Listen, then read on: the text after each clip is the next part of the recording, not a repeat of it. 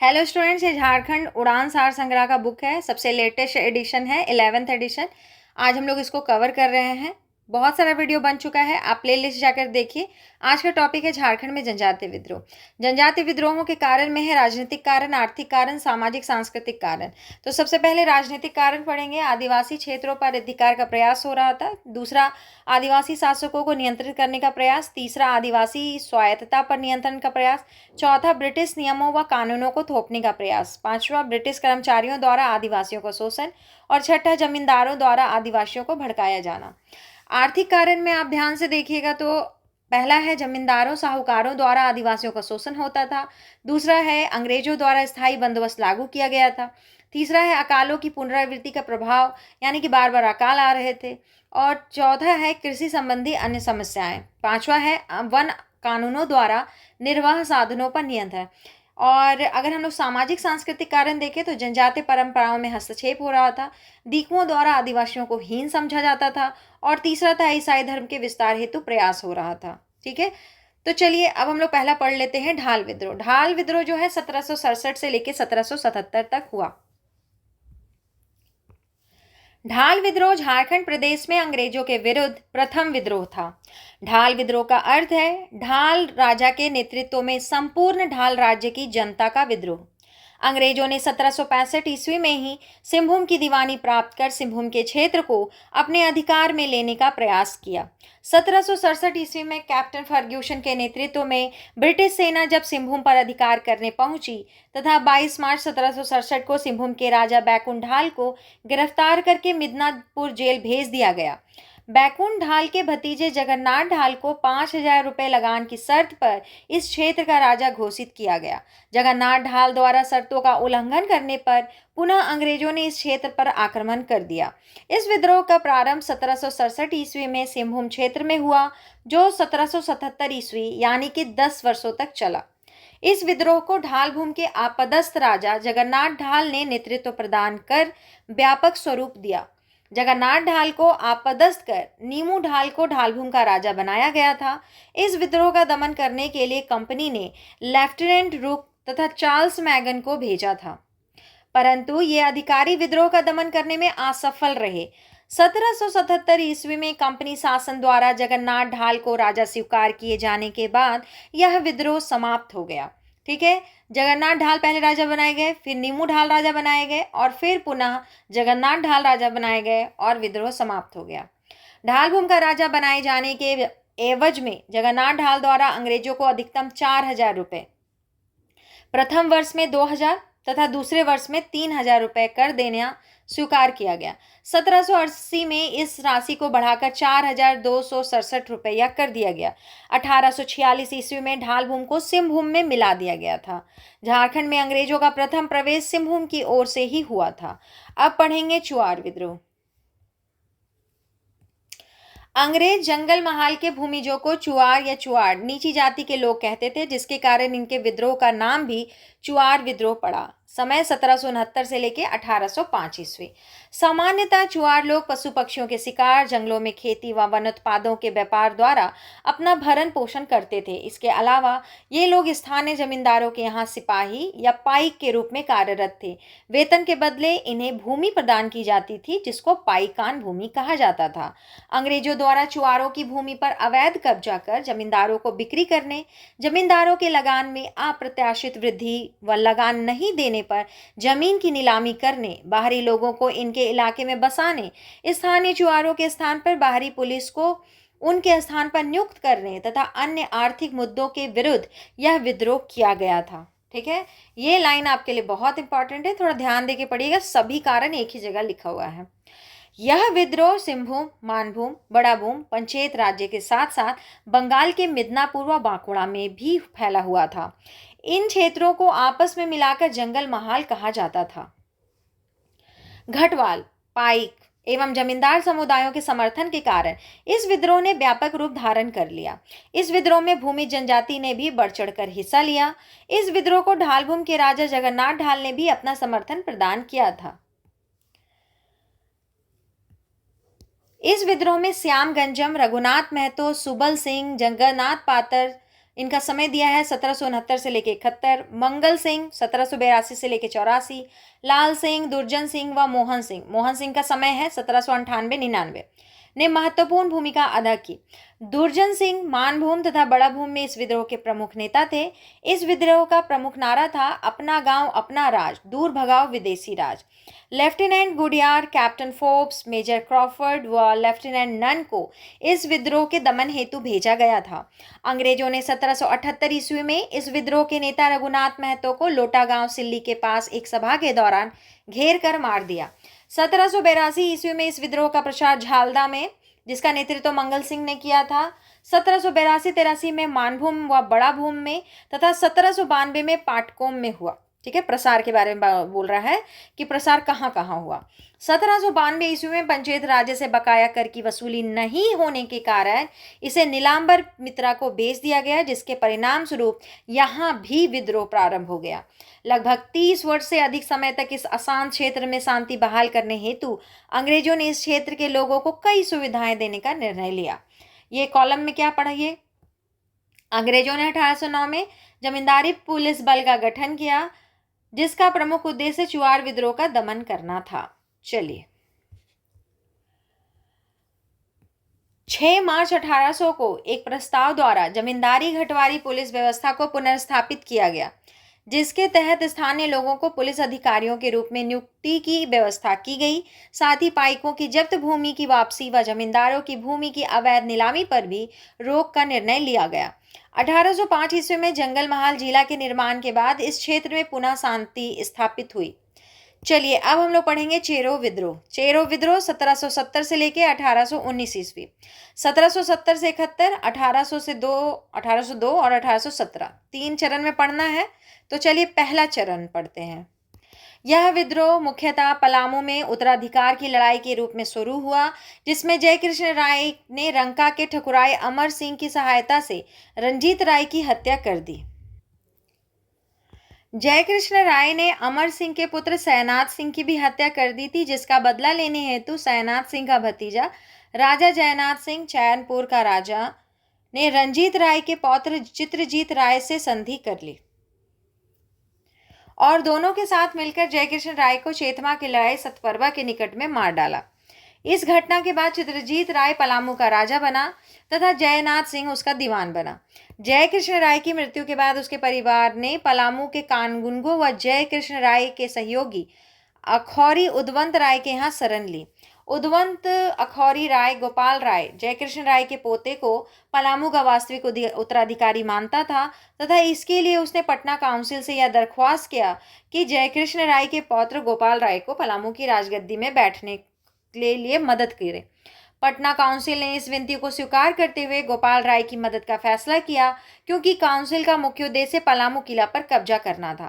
पलामू किला पर कब्जा करने के उद्देश्य से जयनाथ सिंह चित्रजीत राय के दीवान को पटना काउंसिल ने गुलाम हुसैन के माध्यम से यह आदेश भिजवाया कि 10 दिनों के भीतर वे पलामू किला अंग्रेजों को सौंप दें।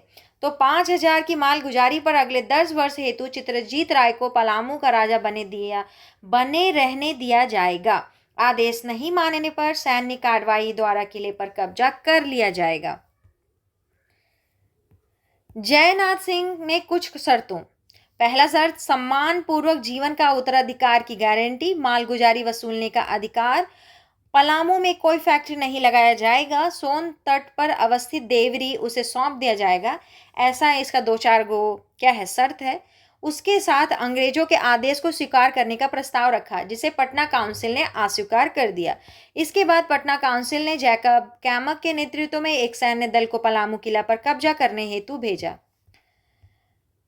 तो देखिए, यहाँ चित्रजीत राय एवं उसका दीवान जयनाथ सिंह, गोपाल राय एवं अंग्रेज दोनों अलग अलग हैं। ये एक पार्टी है, ये एक पार्टी है, आपस में युद्ध हो रहा है। गोपाल राय विजय हुआ, 1 जुलाई 1771 को पलामू का राजा बना, यही बताया गया है। एक पार्टी में चित्रजीत राय और जयनाथ सिंह लड़ रहे हैं और एक में गोपाल राय और अंग्रेज लड़ रहे हैं, और दोनों में जीता कौन? ये वाली पार्टी जीत गई। चलिए, पलामू के चेरो राजा चित्रजीत राय ने अपने दीवान जयनाथ सिंह के साथ मिलकर अंग्रेजों के विरुद्ध विद्रोह कर दिया। चेरो विद्रोहियों ने कुंडा से पलामू किले तक के सभी गांवों को खाली कराकर उसमें आग लगा दिया और कैमक के शिविरों पर हमले करने लग गए। कैमक ने 29 जनवरी 1771 को चेरो राजा को आत्मसमर्पण करने हेतु एक पत्र भेजा, जिसे अस्वीकार कर दिया गया। 19 फरवरी 1771 को पटना काउंसिल ने पलामू किला पर कब्जा करके गोपाल राय को गद्दी पर बैठाने का आदेश जैकब कैमक को दिया, जिसके बाद 20 फरवरी 1771 को पलामू किला पर अंग्रेजों द्वारा अधिकार कर लिया गया।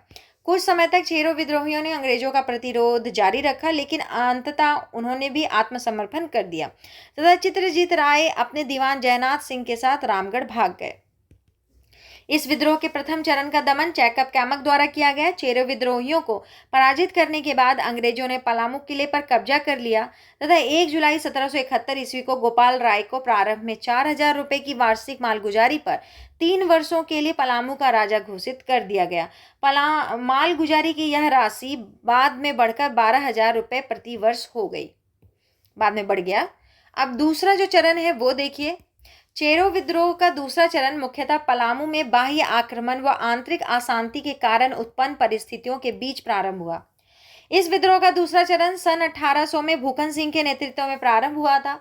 इसका कारण चेरो जनजाति के लोगों में ज्यादा कर वसूली तथा पट्टों के पुनः अधिग्रहण के खिलाफ व्याप्त असंतोष था।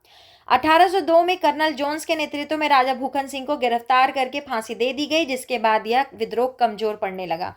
1806 ईस्वी में 1806 ईस्वी में अंग्रेजों द्वारा इस विद्रोह का पूरी तरह से दमन करने हेतु जमींदारी पुलिस बल का गठन किया गया। 1813 ईस्वी में चेरो राजा चूड़ामन राय द्वारा बकाया चुकाने में असमर्थता के कारण अंग्रेजों ने उसके राज्य को नीलाम कर दिया। 1815 ईस्वी में अंग्रेजों ने नीलाम किए गए राज्य को देव के राजा घनश्याम सिंह से बेच दिया, जिसके परिणाम स्वरूप ऐतिहासिक चेरो राजवंश समाप्त हो गया। साथ ही घनश्याम सिंह ने जागीरदारों की जागीरदारी को भी राजस्व बढ़ाने के उद्देश्य से बेचना प्रारंभ कर दिया।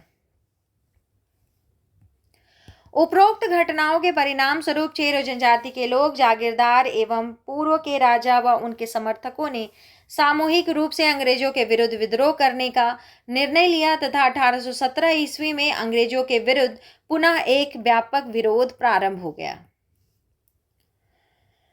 ये देखिए, यहाँ पर चेरो विद्रोह का द्वितीय चरण है, इसके बारे में बताया गया है। अब देखिए तृतीय चरण, ठीक है। 1817 विद्रोह के इस तीसरे चरण का नेतृत्व चैनपुर के ठाकुर रामबख्श सिंह एवं रंका के शिव प्रसाद सिंह ने 1817 में किया।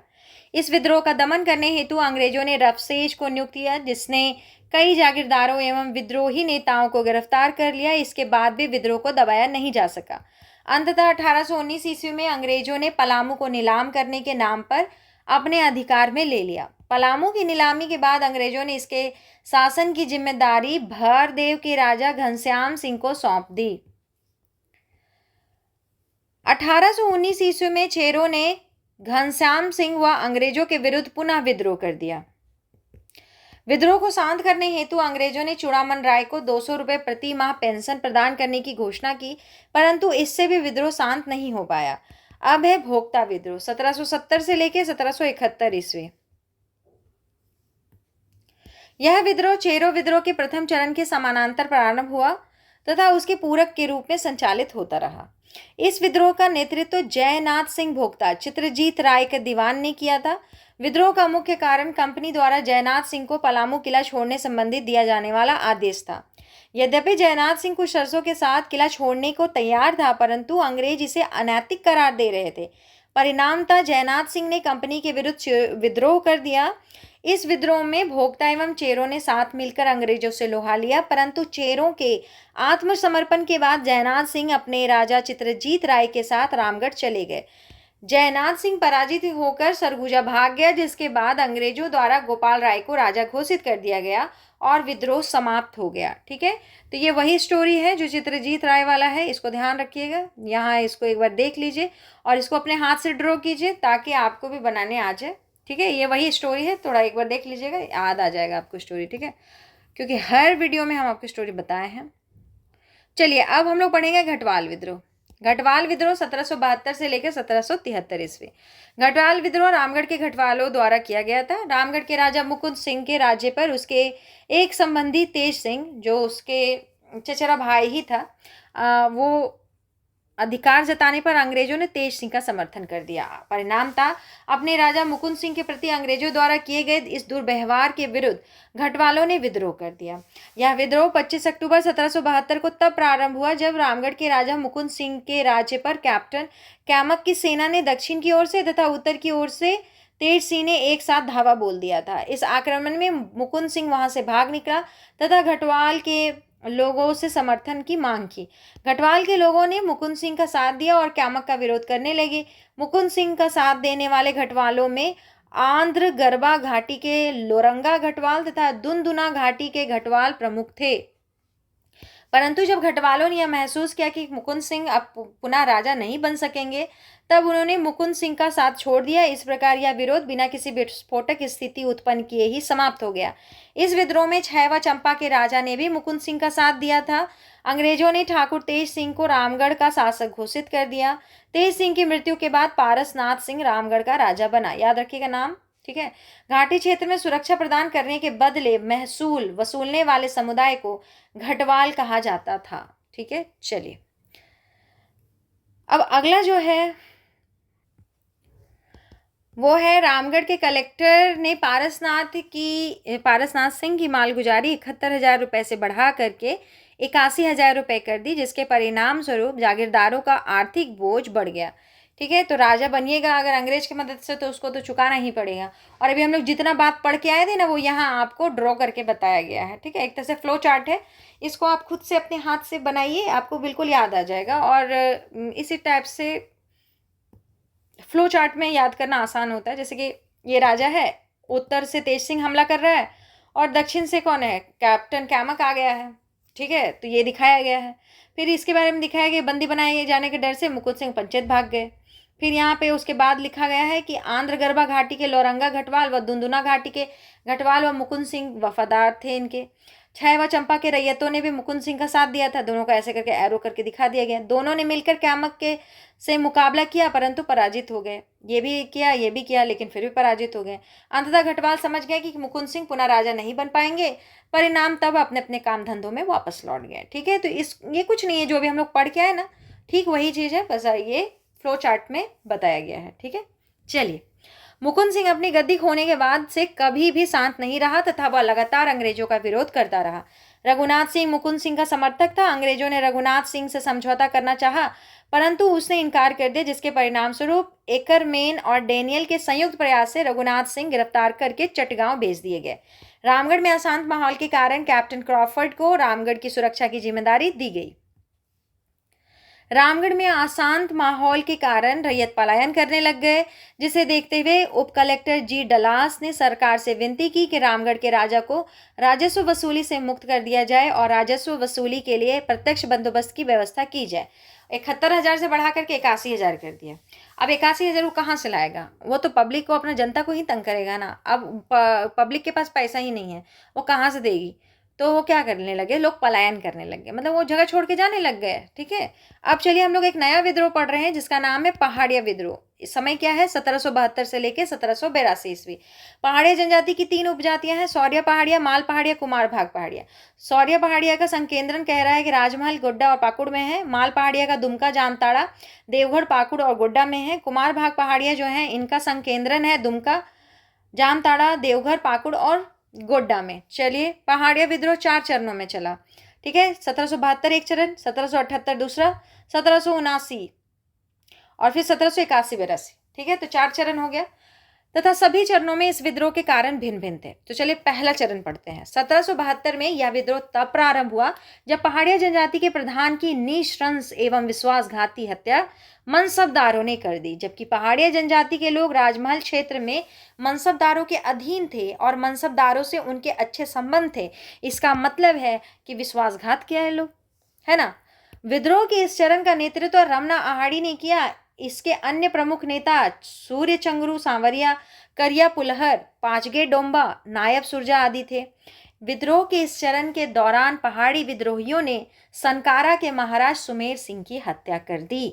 नाम याद कीजिएगा, सनकारा के महाराज सुमेर सिंह की हत्या कर दी गई। बदला का बदला से ही चुकेगा बदला।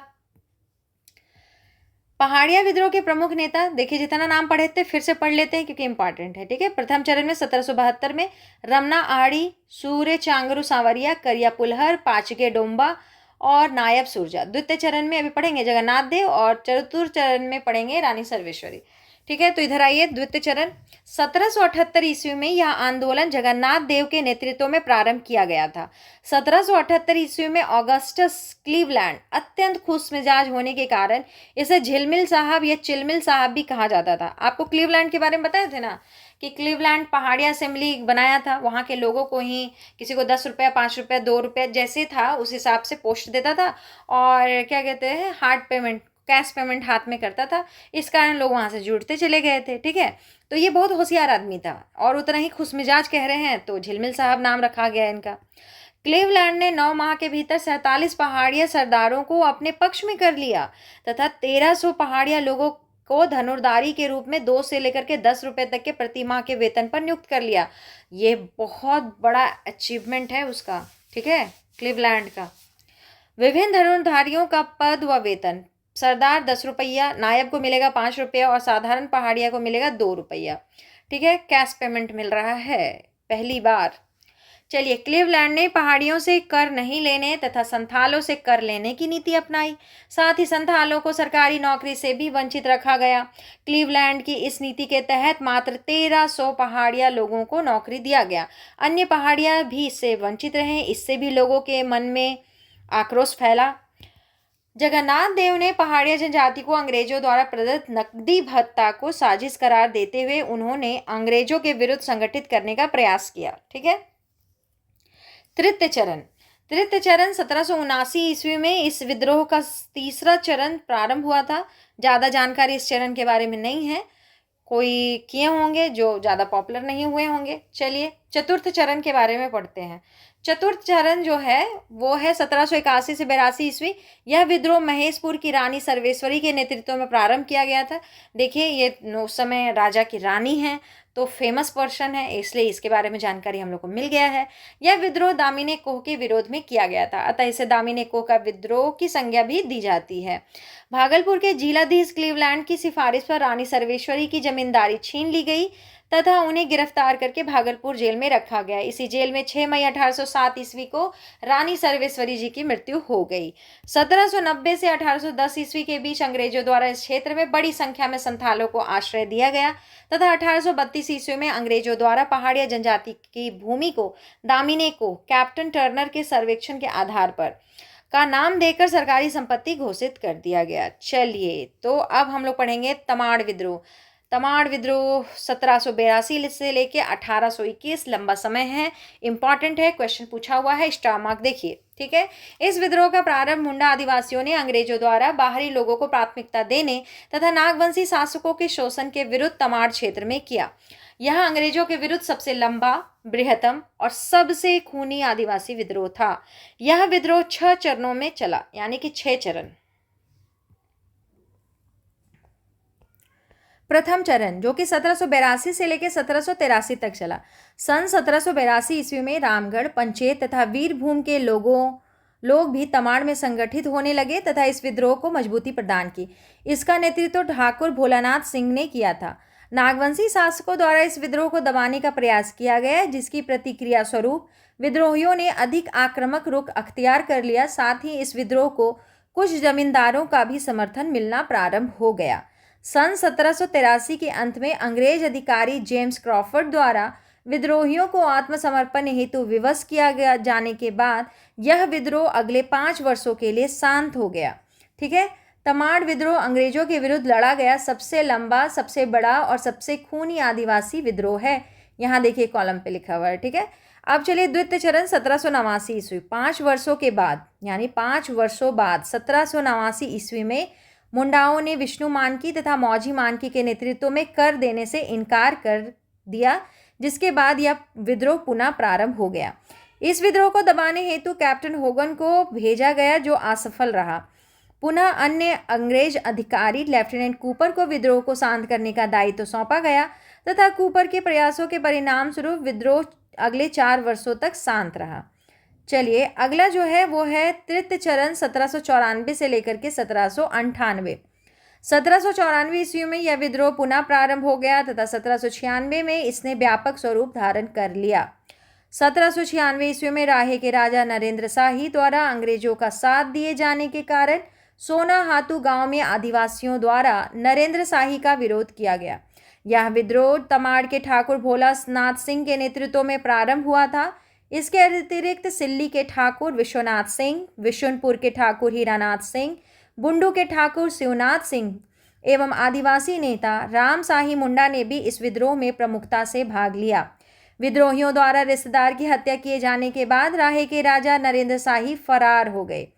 1798 ईस्वी में कैप्टन लीमन द्वारा कई विद्रोहियों तथा कैप्टन बेन द्वारा भोलानाथ सिंह को गिरफ्तार कर लिया गया, जिसके परिणाम स्वरूप तमाड़ विद्रोह कमजोर पड़ गया। अब देखिए चतुर्थ चरण 1807 से लेके 1808 ईस्वी।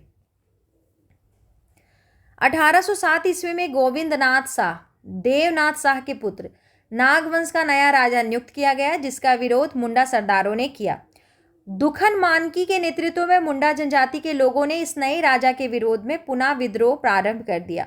1808 ईस्वी में कैप्टन रफसेज के नेतृत्व में दुखन मानकी को गिरफ्तार किए जाने के बाद यह विद्रोह शांत पड़ गया।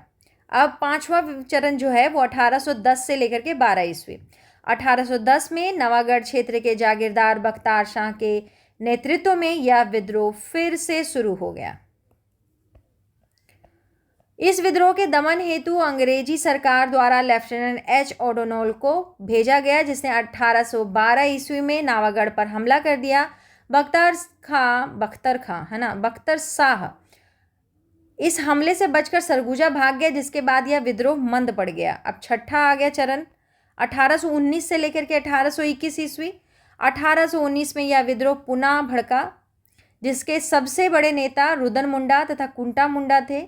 इसके अतिरिक्त इसमें दौलत राय मुंडा, मंगल राय मुंडा, गाजी राय मुंडा, मुचराय मुंडा, भद्रा मुंडा, झुलकारी मुंडा, शिवनाथ मुंडा, टेपा मानकी, शंकर मानकी, रतनू मानकी, चंदन सिंह, घुंसा सरदार आदि ने भी भाग लिया। तमाड़ के राजा गोविंद शाही द्वारा सहायता मांगे जाने पर अंग्रेज अधिकारी ई रफसेज ने ए.जे. कोलविन के साथ मिलकर विद्रोह को दबाने का प्रयास किया। इस अभियान के फलस्वरूप रुदन मुंडा व कुंटा मुंडा को छोड़कर सभी प्रमुख विद्रोही नेता गिरफ्तार हो गए। रुदन मुंडा तथा कुंटा मुंडा कोल लड़ाकों की सहायता से पुनः विद्रोह करने हेतु तैयारी कर रहे थे। इसी बीच कुंवर विक्रम सिंह सरायकेला की सहायता से जुलाई 1820 में रुदन मुंडा को गिरफ्तार कर लिया गया। रुदन मुंडा की कैद में ही मृत्यु हो गई तथा सरकार ने कुंटा मुंडा की जानकारी देने हेतु 200 रुपये का इनाम भी घोषित किया था। मार्च 1821 में कुंटा मुंडा को गिरफ्तार करके जेल भेज दिया गया, जहां उसकी भी मृत्यु हो गई। इन्हीं घटनाओं के साथ यह विद्रोह भी समाप्त हो गया। ठीक है, चलिए तो हम लोग इस कॉलम को देख लेते हैं। तमाड़ विद्रोह के विभिन्न चरणों का संक्षिप्त विवरण दिया हुआ है। देखिए, अवधि है, प्रमुख नेता है और दमन करता है। एक जगह कॉलम रहने का फायदा है कि आप पूरा कहानी तो पढ़ के आ गए, सीख गए। अब आप यहाँ से पूरा कॉलम रट जाइए एक नज़र में, और कभी रिवीजन कीजिए तो इस कॉलम को देखिए, फटाफट रिवीजन हो जाएगा। तो देखिए 1782-83 प्रमुख नेता हैं ठाकुर भोला सिंह व मुंडापुरा समूह। दमन करता है मेजर जेम्स क्रॉफर्ड। 1789 में विष्णु मानकी व मौजी मानकी प्रमुख नेता थे और लेफ्टिनेंट कूपर दमन करता है। 1794 से 98 वाले में ठाकुर भोलानाथ सिंह जो हैं उन्होंने प्रमुख नेता के तौर पर नेतृत्व दिया और कैप्टन लीमंड व बेन जो है दमन करता है। चौथा जो चरण चल रहा है 1807 से लेकर 1808, दुखन मानकी इसके प्रमुख नेता है और कैप्टन रफसेज इसको दमन किया था। पांचवा चरण में 1810 से 1812 ईस्वी तक चला था। बख्तर खां जो है, बख्तर शाह, ठीक है, बख्तर शाह इसके प्रमुख नेता है और लेफ्टिनेंट एच ओडोनोल इसका दमन करता है। छठा जो चरण चला 1819 से लेकर के 1821, रुदन मुंडा व कुंटा मुंडा, रफसेज व कोलविन क्या किया था, दमन किया था। चलिए अब पढ़ेंगे हम लोग तिल का आंदोलन 1783 से लेकर के 85। तिल का आंदोलन की शुरुआत 1783 ईस्वी में तिलका मांझी और उनके समर्थकों द्वारा की गई थी। इंपॉर्टेंट है, ठीक है, तिल का आंदोलन एकदम याद रखिएगा। यहाँ कुछ इंपॉर्टेंट बात दिया है यहाँ कॉलम पे, एक नज़र डाल लेते हैं इसको पे। तिलका मांझी का एक अन्य नाम जबरा पहाड़िया था। तिलका मांझी के प्रचार प्रसार हेतु साल के पत्तों का प्रयोग किया गया। साल का पत्ता जरूर याद रखिएगा। तिलका मांझी ने तीर मारकर क्लीवलैंड की हत्या कर दी थी। जो पहाड़ी असेंबली बना रहा था ना, उसी को मारे थे। तिलका आंदोलन के दौरान गोरिल्ला युद्ध का प्रयोग आंदोलनकारियों ने किया था। जौहरा नामक व्यक्ति ने तिलका मांझी को पकड़ने में अंग्रेजों की मदद की थी। जौहरा जो था पहाड़ी असेंबली में वो सबसे बड़ा पद पर था, तो पकड़वाएगा नहीं, उसको पैसा मिलता था। तो यह आंदोलन अंग्रेजों के पहाड़िया जनजाति से कर ना लेने, संथालों से कर वसूलने के विरोध में, दमन व फूट डालो की नीति के विरोध में तथा अपने जमीन पर अधिकार प्राप्त करने हेतु किया गया। इसका प्रमुख उद्देश्य देखिए, आदिवासी अधिकारों की रक्षा करना, अंग्रेजों के विरुद्ध लड़ना, सामंतवाद से मुक्ति प्राप्त करना इसका लक्ष्य था। ठीक है, चलिए, ये रहे तिलका मांझी जी। इस आंदोलन का प्रमुख केंद्र वंचरी जोड़ था, जो वर्तमान समय में भागलपुर नाम से जाना जाता है। झारखंड के संथाल परगना क्षेत्र में इस युद्ध का व्यापक प्रसार हुआ।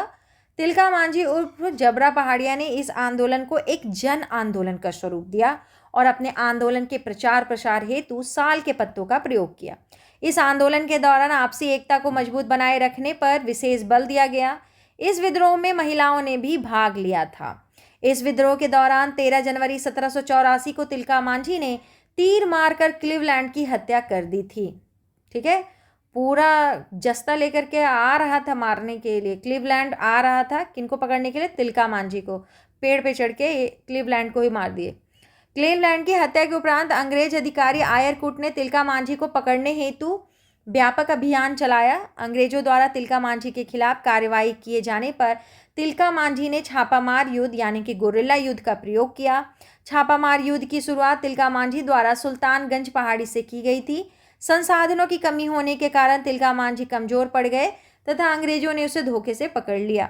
पहाड़िया सरदार जौहरा खूंखार दस्यू ने तिलका मांझी को पकड़वाने में अंग्रेजों का सहयोग किया। 1785 ईस्वी में अंग्रेजों द्वारा तिलका मांझी को गिरफ्तार कर लिया गया। गिरफ्तार करने के बाद तिलका मांझी को घोड़े से बांधकर भागलपुर बाजार में घसीटा गया, जिसके कारण उनका शरीर लहूलुहान हो गया। बाद में अंग्रेज अधिकारियों ने उन्हें फांसी की सजा दे दी।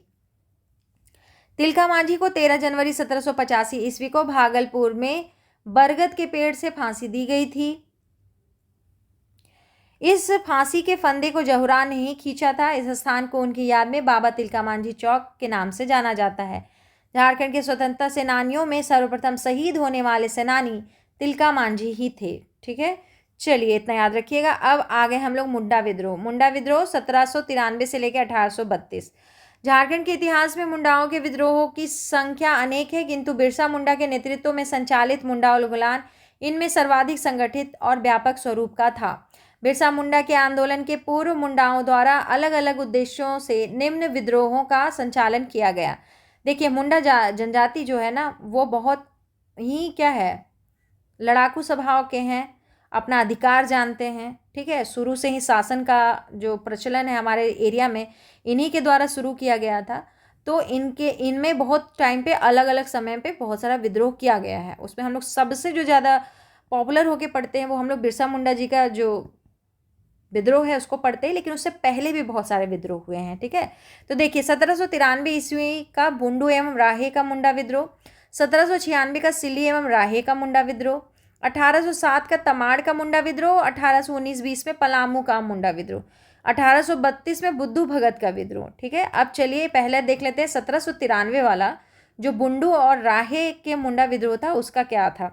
1793 ईस्वी में मुंडा विद्रोह वास्तव में 1789 ईस्वी में विष्णु मानकी के नेतृत्व में संचालित तमाड़ विद्रोह का विस्तार था, जिसका विस्तार बुंडू और राहे में हुआ था। इस विद्रोह का कारण बुंडू और राहे के जमींदारों द्वारा नागवंशी राजाओं की अधीनस्थता को अस्वीकार करना था। ये जो नागवंशी राजा लोग थे वो धीरे धीरे बहुत क्या हो गए थे, बहुत लोगों को तंग करने लग गए थे ना। इस विद्रोह का दमन मेजर फॉलर द्वारा किया गया था। देखिए, मुंडा जनजाति अपना जो शासन था वो नागवंशियों को दे दिया। जब वो लोग नागवंशी को दिए होंगे तब सोचे होंगे कि आगे चल के हम लोग को कितना परेशानी हो जाएगा, है ना। 1796 ईस्वी का सिल्ली एवं राहे का मुंडा विद्रोह। 1796 ईस्वी में सिल्ली एवं राहे के मुंडा विद्रोह को राम शाही मुंडा और ठाकुर दास मुंडा ने नेतृत्व प्रदान किया। इस विद्रोह के दौरान मुंडाओं ने नरेंद्र शाही तथा कुंवर लक्ष्मण शाही के गढ़ों पर अधिकार कर लिया। अब 1807 ईस्वी का तमाड़ का जो मुंडा विद्रोह, उसको देखिए। 1807 ईस्वी में तमाड़ में मुंडा विद्रोह का नेतृत्व दुक्खन मानकी ने किया था। इस विद्रोह का मुख्य उद्देश्य बंदोबस्ती व्यवस्था का विरोध करना था। ठीक है। फिर आया 1819-20 ईस्वी का पलामू का मुंडा विद्रोह। इसमें क्या था? पलामू में 1819-20 में भूकन सिंह के नेतृत्व में मुंडा विद्रोह का संचालन हुआ। 1832 ईस्वी में बुद्धू भगत का मुंडा विद्रोह। 1832 ईस्वी में मुंडा विद्रोह का नेतृत्व बुद्धू भगत ने किया था। इस विद्रोह को लड़का महाविद्रोह भी कहा जाता है। इस विद्रोह का विस्तार सीलागाई क्षेत्र में हुआ था। बुद्धू भगत कोल विद्रोह से भी जुड़े हुए थे। ठीक है, कोल विद्रोह जब पढ़ेंगे तब उनका नाम उधर भी आएगा। हो विद्रोह 1820 से लेके 1821। ठीक है। हो देशम, हो लोगों का निवास स्थान, पर कभी मुगलों या मराठों का प्रभाव स्थापित नहीं हो सका। पोरहाट के राजाओं का इन पर कुछ प्रभाव होता था तथा वह हो जनजाति से नियमित कर की अपेक्षा भी करते थे। हो जनजाति के लोग स्वतंत्रता प्रिय व लड़ाका स्वभाव के थे तथा ये राजा को नियमित कर का भुगतान नहीं करते थे। पोरहाट के राजा जगन्नाथ सिंह ने हो जनजाति के लोगों पर प्रत्यक्ष नियंत्रण स्थापित करने के उद्देश्य से मेजर रफसेज की एक सेना के साथ हो देशम में प्रवेश किया, जिसके परिणाम स्वरूप हो जनजाति के लोगों ने पोरहाट के राजा व अंग्रेजों के विरुद्ध विद्रोह कर दिया। चाईबासा के निकट 1820 ईस्वी में रोरो नदी के किनारे अंग्रेजों व हो लोगों के विरुद्ध एक युद्ध हुआ, जिसमें मेजर रफसेज की सेना ने हो जनजाति के विद्रोह का दमन कर दिया। इस दमन के बाद हो देशम के उत्तरी क्षेत्र के लोगों ने पोरहाट के राजा को कर देना स्वीकार कर दिया, परंतु दक्षिणी भाग के लोगों ने कर देने से मना कर दिया व उपद्रव मचाना शुरू कर दिया। विवश होकर पोरहाट के राजा ने पुनः मेजर रफसेज से सहायता मांगी। रफसेज ने 1821 में कर्नल रिचर्ड के नेतृत्व में एक बड़ी सेना दक्षिणी भाग के हो लोगों को नियंत्रित करने हेतु भेजा, जिसका 1 माह तक हो लोगों ने सामना किया। 1 महीना तक लड़ते रह गए, लेकिन क्या करें, उसके बाद तो आत्मसमर्पण करना ही सही लगा। अंग्रेजों के विरुद्ध सफलता सुनिश्चित होने की संभावना छीन देखकर हो लोगों ने अंग्रेजों की अधीनता स्वीकार करने का तथा राजा व जमींदारों को प्रति हल 8 अन्ना वार्षिक कर देना स्वीकार किया। बाद में पुनः हो लोगों ने अंग्रेजों के खिलाफ मोर्चा खोला तथा 1831-32 के कोल विद्रोह में बढ़ चढ़कर हिस्सा लिया। हो विद्रोह का दमन कैप्टन रफसेज और कैप्टन रिचर्ड ने मिलकर किया था। देखिए यहाँ कॉलम पे लिखा है। ठीक है, चलिए अब हम लोग पहुंच गए कोल विद्रोह में। ठीक है, कोल विद्रोह झारखंड का पहला सुसंगठित तथा व्यापक जनजातीय विद्रोह है। याद रखिएगा, टैग क्या है कि कोल विद्रोह झारखंड का पहला सुसंगठित तथा व्यापक जनजातीय विद्रोह है। 1831-32 समय याद रखना है एकदम। कोल विद्रोह झारखंड का प्रथम सुसंगठित तथा व्यापक जनजातीय आंदोलन था, अतः झारखंड में हुए विभिन्न जनजातीय विद्रोहों में इसका विशेष स्थान है। इस विद्रोह के प्रमुख कारण निम्नलिखित थे। तो चलिए, जमीन से संबंधित समस्याएं, भूमि यहाँ लिखा है बीच में, ऐसे सजा के लिखने से नंबर मिलता है, इसलिए इस टाइप की चीज़ का पहल किया गया है बुक में, तो थोड़ा ये आप भी सीखिए। तो यहाँ देखिए, लगान की ऊंची दर एक कारण था। लगान नहीं चुका पाने पर मालिकाना हक की समाप्ति हो जाती थी, जमीन छीनकर बाहरी लोगों को दिया जाता था और जबरन अफीम की खेती हेतु प्रताड़ित करना, ये कारण है। इसको अगर मेंस में हम लोग इस टाइप से लिखते हैं तो मार्क्स अच्छा मिलता है। ठीक है, अब इसमें बताया गया है प्रमुख कारण। जमींदारों व जागीरदारों द्वारा कोलों का अमानवीय शोषण और उत्पीड़न। जे थॉम्सन, बंगाल सरकार का उप सचिव के अनुसार, यदि ये स्टेटमेंट है, ठीक है,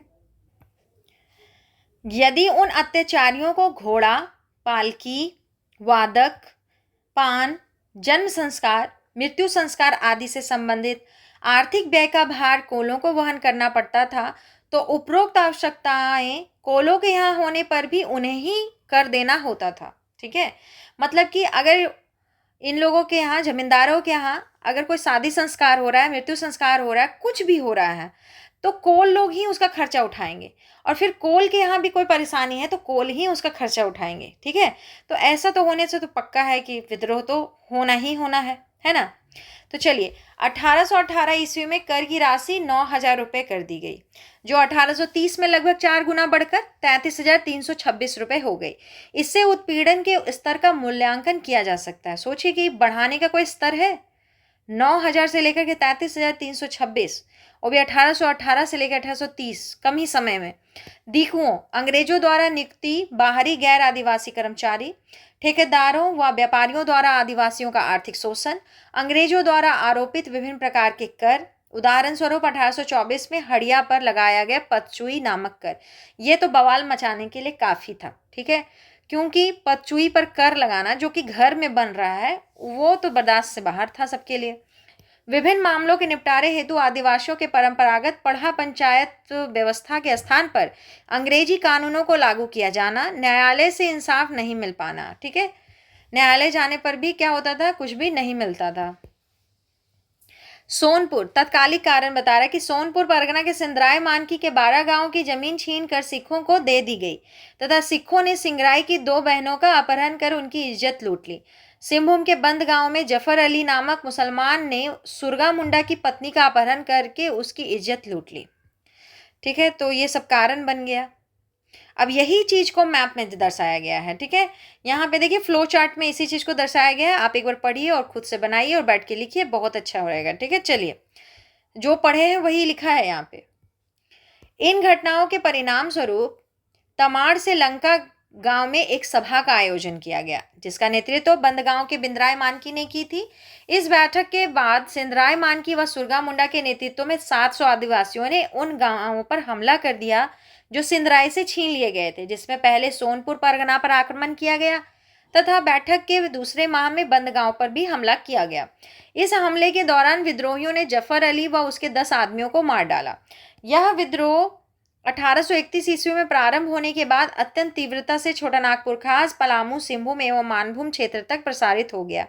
कोल विद्रोह के विभिन्न क्षेत्रों के प्रमुख नेता व दमनकर्ता, चलिए सबका नाम पढ़ लीजिए, कॉलम रहेगा एक जगह तो रटने में भी आसानी होगा, थोड़ा इसको याद भी कर लीजिएगा टाइम निकाल के। कोल विद्रोह के विभिन्न क्षेत्रों के प्रमुख नेता व दमनकर्ता में है, सबसे पहले सिंहभूम क्षेत्र के नेता है सुरगा मुंडा व बिंद्राय मानकी, बंदगांव के थे। दसई मुंडा व कार्तिक सरदार कोचांग के थे। मोहन मानकी, सुया मुंडा जो थे वो गोदर पीरी के थे। सुगा मानकी आदि प्रमुख नेता हैं। दमन करता है colonel Bowen, major black Hole आदि। मानभूम के क्षेत्र में जो नेता हैं विभिन्न भूमि सरदार हैं और दमन करता है HP रसेल, हार्सबर्ग इत्यादि। चलिए और कॉलम है यहाँ छोटा नागपुर खास के क्षेत्र में जो नेता हैं वो है सिंदराय मानकी सोनपुर परगना के, बुद्धू भगत सिल्ली से, बहादुर सिंह मुंडा सिंदरी से, लखीदास कांची के, मोहन सिंह पत रातू के, कोठल मुंडा बड़ाडी से, जीत राय मुंडा हादीमल से, मुचराई मुंडा खड़ी क्षेत्र से थे और नारायण मुंडा जी तो है कर्मा, सहरी मुंडा कुलमा, कछिराई मुंडा चितुडी, गुंसा मुंडा कैलादी, केसा मुंडा तेल मच्छा, घन सिंह मुंडा कपाड़िया, भैयाराम मुंडा सुकू हातू, ये सभी नेता हैं। और जो दमन करता है वो है विल्किंसन। कैप्टन इम्पे बुद्धू भगत को मारा था, इम्पे ही मारा था बुद्धू भगत को। कैप्टन माल्टवी, कैप्टन जॉनसन, कैप्टन हासबर्ग, मेजर ब्लैक होल, कर्नल सोवेन आदि, ये सब दमन करता अंग्रेजी अधिकारी हैं। पलामू में जो नेता हैं उनका नाम देखिए दुक्कन शाही, चंवर सिंह थे बरियातू के, सुरजन सिंह, हारिल सिंह व हुकुम सिंह जेरुआ के थे, ठीक है। और दमन करता कौन कौन है तो नाम देखिए लेफ्टिनेंट कर्नल हॉटरे, लेफ्टिनेंट मार्स, captain Andrew, lieutenant Hamilton, lieutenant Drummond है और W लैम्बर्ट है, कैप्टन जॉनसन है, लेफ्टिनेंट हैम्पटन है। इस विद्रोह को मुंडा, हो, चेरो, खरवार आदि जनजातियों का भी व्यापक समर्थन प्राप्त था। इस विद्रोह में हो जनजाति के लोगों के समर्थन के कारण SR टिकेल ने इन्हें लड़का कोल या लड़ाका कोल से संबोधित किया था। हजारीबाग में बड़ी संख्या में अंग्रेज सेना की मौजूदगी के कारण यह क्षेत्र इस विद्रोह से पूर्णतः अछूता रहा था। ऐसा पूछता है कि हजारीबाग में विद्रोह क्यों नहीं आगे बढ़ा, तो याद रखिएगा कि हजारीबाग में बड़ी संख्या में अंग्रेज सेना की मौजूदगी के कारण यह क्षेत्र इस विद्रोह से पूर्णतः अछूता रहा था, ठीक है। इस विद्रोह के प्रसार हेतु प्रतीक चिन्ह के रूप में तीर का प्रयोग किया गया था। इस विद्रोह का प्रमुख नेता बुद्धू भगत सिल्ली निवासी अपने भाई, पुत्र व 150 साथियों के साथ विद्रोह के दौरान मारे गए। बुद्धू भगत को कैप्टन इम्पे ने मारा था। अभी हम लोग तुरंत वहां पे देखे थे। अंग्रेज अधिकारी कैप्टन विल्किंसन ने रामगढ़, बनारस, बैरकपुर, दानापुर तथा गोरखपुर की अंग्रेजी सेना की सहायता से इस विद्रोह का दमन करने का प्रयास किया। विभिन्न हथियारों व सुविधाओं से लैस अंग्रेजी सेना के विरुद्ध केवल तीर धनुष से लैस विद्रोहियों ने 2 महीनों तक डटकर अंग्रेजी सेना का मुकाबला किया। इस विद्रोह को दबाने में पिठोरिया के तत्कालीन राजा जगतपाल सिंह ने अंग्रेजों की मदद की थी। देखिए, बार बार पढ़िएगा, विद्रोह को दबाने के लिए यहीं के राजा लोग ही अंग्रेज लोग का मदद करते थे, जिस कारण बेचारा जनजाति लोग जाए तो जाए कहाँ, लड़े तो कहाँ जाए, कैसे जीते। कभी सरायकेला खरसावां के राजा मदद कर देंगे, कभी नागवंशी राजा मदद कर देंगे, अब यहाँ पिठोरिया के तत्कालीन राजा जगतपाल जी मदद कर दे रहे हैं, तो कैसे जीता जाएगा, है ना। जिसके बदले में तत्कालीन गवर्नर जनरल विलियम बेंटिक ने उन्हें 313 रुपये प्रति माह आजीवन पेंशन देने की घोषणा की। पेंशन कितना मिला? 313 रुपया। 1832 ईस्वी में सिंधराय मानकी तथा सुरगा मुंडा बंदगांव सिंहभूम निवासी ने आत्मसमर्पण कर दिया, जिसके पश्चात विद्रोह कमजोर पड़ गया। इस विद्रोह की समाप्ति के बाद शेख अन बरूला टिकारी महाराज का तहसीलदार को 300 रुपये मूल्य की एक जोड़ा साल तथा देव के मित्र भान सिंह को मोतियों की माला, तलवार तथा पोशाक से पुरस्कृत किया गया। इसी प्रकार खान बहादुर खान टिकारी राजा मित्रजीत सिंह के जारज पुत्र को राजा और दिलावर जंग की उपाधि से नवाजा गया। इसके अलावा महाराजा मित्रजीत सिंह को सालाना कर में 1000 रुपये की छूट दी गई। इस विद्रोह के बाद छोटानागपुर क्षेत्र में बंगाल के सामान्य कानून के स्थान पर 1833 ईस्वी का रेगुलेशन 13 लागू कर दिया गया। इसके तहत रामगढ़ जिला के स्थान पर छोटानागपुर, खास, पलामू, खड़गडिया, रामगढ़, कुरुंडा, जंगल महल व ट्रिब्यूटरी महल को एक नॉन रेगुलेशन प्रांत के रूप में संगठित कर दिया गया। इसे 1834 ईस्वी में दक्षिण पश्चिमी सीमांत एजेंसी का नाम दिया गया। 1834 ईस्वी में क्या नाम दिया गया? दक्षिण पश्चिम सीमांत एजेंसी। चलिए, इस क्षेत्र के प्रशासन के संचालन की जिम्मेवारी गवर्नर जनरल के एजेंट के माध्यम से की जाने की व्यवस्था की गई तथा इसका पहला एजेंट थॉमस विल्किंसन को बनाया गया। इनका नाम याद रखना है। इस विद्रोह के बाद मुंडा मान की शासन प्रणाली को भी वित्तीय व न्यायिक अधिकार प्रदान किए गए। चलिए, अगला जो है भूमिज विद्रोह है 1832-33, बहुत इंपॉर्टेंट है। भूमिजों द्वारा जंगल महल के क्षेत्र में लूटपाट करने के कारण उन्हें अंग्रेजों द्वारा चुआड़ कहा जाता था। यह विद्रोह सिंहभूम ढालभूम के साथ साथ वीरभूम बंगाल तक विस्तारित था। भूमिजों द्वारा संचालित ढालभूम के इस विद्रोह को गंगा नारायण द्वारा नेतृत्व प्रदान किया गया, अतः इस विद्रोह को गंगा नारायण का हंगामा की संज्ञा दी गई।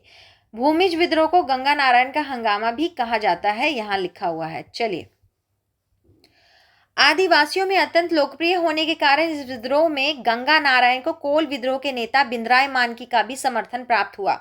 आदिवासी ऐसा मानते थे कि गंगा नारायण काल के अवतार है तथा उन पर काली की कृपा है। उन दिनों बड़ा भूम, ढाल भूम व पातकोम का क्षेत्र मिदनापुर जिला में शामिल था तथा बड़ा भूम राज परिवार में उत्तराधिकार का झगड़ा चल रहा था। देखिए, अपने आप को पॉपुलर करना है ना, तो सबसे पहले कह दीजिए कि हम भगवान के अंश हैं। ये काम पहले भी लोग करते थे, आज भी करते हैं। कुछ नहीं कर सकते हैं, लोगों को अपना बात नहीं समझा सकते हैं, नहीं बोल सकते हैं, तो डायरेक्ट कह दीजिए कि हम में भगवान आते हैं, मेरे भगवान की शक्ति है, लोग आपके पीछे चल जाएंगे। क्योंकि आज भी लोग इतने धार्मिक हैं कि अपने घर का कोई चीज़ अटेंड करे ना करे, लेकिन एक बाबा बैठे रहेंगे तो उनके आगे लाखों भीड़ अपने आप जमा हो जाता है। ठीक है, तो सबसे अच्छा है कि लोगों को धार्मिक कह करके बेवकूफ़ बनाया जा सकता है। इसलिए ये कह दिए होंगे कि माँ काली का मेरे पे बहुत बहुत आशीर्वाद है, कोई गोली हमको लगेगा नहीं। अगर नहीं लगना होता तो बेचारे मारे कैसे जाते, आगे तो मारे चले जाएंगे, ठीक ना। अगर इतने ही भगवान का रूप थे तो नहीं मरना चाहिए था, लेकिन ऐसा नहीं है। इसलिए मेरा इतना ही कहना है कि कभी भी किसी पे इस टाइप के बात पे भरोसा मत कीजिए। जो भी धरती पर आया है सब मरेगा, ठीक है। और मृत्यु कभी भी, क्या कहा जाता है कि मृत्यु कभी भी आपके लिए श्राप नहीं है। मृत्यु तो सबसे बड़ा गिफ्ट है कि मरना क्या है, अपना जीवन यहाँ आए हैं, जिएंगे और खुशी खुशी मर के भगवान पास चले जाएंगे। ठीक है, बस यही तो सबसे बड़ा हम लोग को सुख है कि हम लोग आए हैं और मर के हम लोग चले जाएंगे वापस। जो नहीं मरेगा ऐसे तो बातें गलत है फिर। तो चलिए हम लोग इनके बारे में फिर से समझते हैं। यहाँ पे बहुत बढ़िया दिया हुआ है। क्या दिया हुआ है? फ्लो चार्ट है, फ्लो चार्ट में समझाया गया है। देखिए, तो यहाँ पे एक चार्ट में ये दिया गया है कि बेलाक नारायण है, बड़ा भूम का राजा है। चलिए कहानी जानने से पहले एक चीज जानिए कि पहले एक राजा की बड़ी रानियां होती थी, बहुत सारी, मतलब 2 4 5 6 10 कितनी भी हो सकती थी। तो बेलाक नारायण जो है उनकी भी बहुत सारी रानी होगी। तो पहले का जो जनजातीय नियम था उसमें कहा जाता था कि जो रानी है, पहली रानी, उनका जो बेटा होगा वही राजा बनेगा। ठीक है, पहली वाली रानी को ज़्यादा वैल्यू मिलता था, फिर धीरे धीरे वैल्यू घट जाता था। ठीक है, तो बेलाक नारायण हुए राजा, उनको 2 पुत्र हुए, रघुनाथ सिंह और लक्ष्मण सिंह। लेकिन हुआ क्या ना कि नियति भी बड़ी अजीब अजीब खेल खेल जाती है। तो नियति के हिसाब से क्या हुआ कि रघुनाथ सिंह बड़े पुत्र थे, लेकिन वो छोटी रानी से हुए थे। छोटी रानी जो उनकी है, मतलब बेलाक नारायण की 2 पत्नियों में मान लीजिए कि जो छोटी वाली पत्नी है उनसे जो बेटा हुआ पहले हो गया, तो वो रघुनाथ सिंह हुए, बड़े हो गए उम्र में। और इनकी जो पहली पत्नी है उनसे जो बेटा हुआ लक्ष्मण सिंह, वो छोटा हो गया क्योंकि वो बाद में पैदा हुआ। तो छोटा पुत्र परंतु बड़ी रानी से उत्पन्न हुए पुत्र हैं। तो नियम तो अब यहाँ गड़बड़ हो गया कि बड़ी रानी का बेटा ही बड़ा होता तो कोई टेंशन ही नहीं होता, लेकिन यहाँ उल्टा हो गया है कि छोटी रानी का बेटा भी बड़ा है और बड़ी रानी है उनका बेटा उम्र में छोटा है। अंग्रेज लोग ये जनजातीय नियम को ज़्यादा वैल्यू करते नहीं थे, वो बोले कि जो बड़ा है वही राजा बनेगा। ठीक है, और अब ये लोग जो कह दिए वही मानेगा सब कोई। तो अंग्रेजों ने अपना समर्थन इस रघुनाथ सिंह को दे दिया और रघुनाथ सिंह राजा बन गए। ठीक है, उस समय लक्ष्मण सिंह विद्रोह किए, विरोध किए, बोले ऐसा नहीं हो सकता है क्योंकि राजगद्दी पे मेरा अधिकार है। लेकिन इनको बंद करा दिया गया, बंदी बना लिया गया, तो ये जेल चले गए। ठीक है, आगे चलिए, कहानी फिर इतिहास अपने आप को दोहराएगा। ठीक है, इधर एक चीज याद रखिएगा कि लक्ष्मण सिंह जो है, जिनको पकड़ के जेल में बंद कर दिया गया, उनका भी एक बेटा है जिसका नाम है गंगा नारायण। इधर बस स्टोरी इतना ही समझना है, इतिहास अभी यहाँ नहीं इधर दोहराया जाएगा। ठीक है, तो इतिहास दोहराते हुए हुआ क्या, अब रघुनाथ सिंह का भी 2 बेटा हुआ, एक का नाम है गंगा गोविंद सिंह, एक का माधव सिंह। यही दिक्कत फिर हो गया, माधव सिंह जो है वो बड़ी रानी के बेटे हैं लेकिन उम्र में छोटे हैं, और गंगा गोविंद सिंह जो है वो क्या है, छोटी रानी के बेटे हैं लेकिन उम्र में बड़े हैं। ठीक है, अब क्या होगा कि अब यहाँ भी उत्तराधिकार का लड़ाई हो गया, जैसे कि ये दोनों भाई में उत्तराधिकार का लड़ाई था कि कौन राजा। तो जनजातीय हिसाब से तो लक्ष्मण सिंह को राजा बनाना चाहिए था, लेकिन समर्थन तो अंग्रेज किया रघुनाथ सिंह का, तो रघुनाथ सिंह राजा बन गए। जब वो राजा बने रह गए, उनके भी 2 बेटे में फिर वही लड़ाई शुरू हो गया। गंगा गोविंद सिंह उम्र में बड़ा और माधव सिंह बड़ा रानी का बेटा। अब ये दोनों भी लड़ेगा कि नहीं हम राजा बनेंगे, हम राजा बनेंगे। तो क्या हुआ कि गंगा नारायण सिंह जो थे वो सहयोग कर दिए गंगा गोविंद सिंह को। ठीक है, और माधव सिंह को अपोज कर दिए। अब ये बात तो ठीक है कि चलो गंगा नारायण सिंह जब गंगा गोविंद सिंह को सहयोग दे दिए तो गंगा गोविंद सिंह राजा बन गए, ये राजा बना और ये माधव सिंह दीवान बना। दीवान बनने के बाद ये क्या किया, इसको खुन्नस हो गया कि अच्छा भाई तुम अगर हमको साथ दिया होता तो आज हम राजा होते ना कि दीवान होते। तो ये अपना दीवान बनने का जो दुख था, राजा ना बनने का जो दुख था, वो गंगा नारायण से निकालना शुरू कर दिया। बोला कि तेरे ही चलते आज हम दीवान है ना, तो हम राजा होते तो इसका खामियाजा अब तुम्ही को उठाना पड़ेगा। यानी कि अब इसको बहुत बड़ा खुन्नस है गंगा नारायण से। तो अब आगे कहानी सुनिए। 1798 ईस्वी में अंग्रेजों द्वारा उत्तराधिकार के नियमों की उपेक्षा कर गलत तरीके से गंगा गोविंद सिंह को बड़ा भूम का राजा नियुक्त किया गया। पूर्व में भी अंग्रेजों ने उत्तराधिकार के नियमों की उपेक्षा करके लक्ष्मण सिंह के स्थान पर रघुनाथ सिंह को राजा नियुक्त किया था। वह लक्ष्मण सिंह को जेल में डाल दिया गया था, जहां उनकी मृत्यु हो गई। नवनियुक्त राजा ने जनता पर विभिन्न अनैतिक कर आरोपित कर दिए, जिससे जनता में राजा के प्रति असंतोष फैलने लग गया। इसके अतिरिक्त बड़ा भूम के दीवान माधव सिंह राजा गंगा गोविंद सिंह का सौतेला भाई ने चालाकी से अपने चचेरे भाई गंगा नारायण लक्ष्मण सिंह का जो पुत्र है उसको मिलने वाली जागीरें बंद करवा दी। गंगा नारायण ने अपनी जागीर प्राप्ति हेतु कंपनी शासन के से बार बार आग्रह किया, जिसकी हर बार अनदेखी की गई।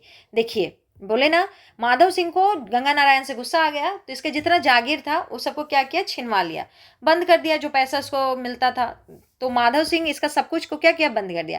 अब गंगा नारायण अपना शिकायत लेके बार बार अंग्रेजों के पास दौड़ रहे हैं, कंपनी के पास दौड़ रहे हैं कि मेरा कोई सॉल्यूशन करो। नहीं कोई सॉल्यूशन किया। अब गंगा नारायण को भी गुस्सा आ गया। ठीक है, अब वो भी बोलेंगे बहुत हो गया, अब हम बहुत पत्राचार कर लिए, बहुत आप लोग से आग्रह विग्रह कर लिए, अब हम नहीं करेंगे। ठीक है, तो इस प्रकार विद्रोह का प्रमुख कारण उत्तराधिकार के नियमों की अनदेखी, जनता पर अनैतिक कर, दिगुओं द्वारा जनता का शोषण व गंगा नारायण के साथ हुआ अत्याचार था। ठीक है।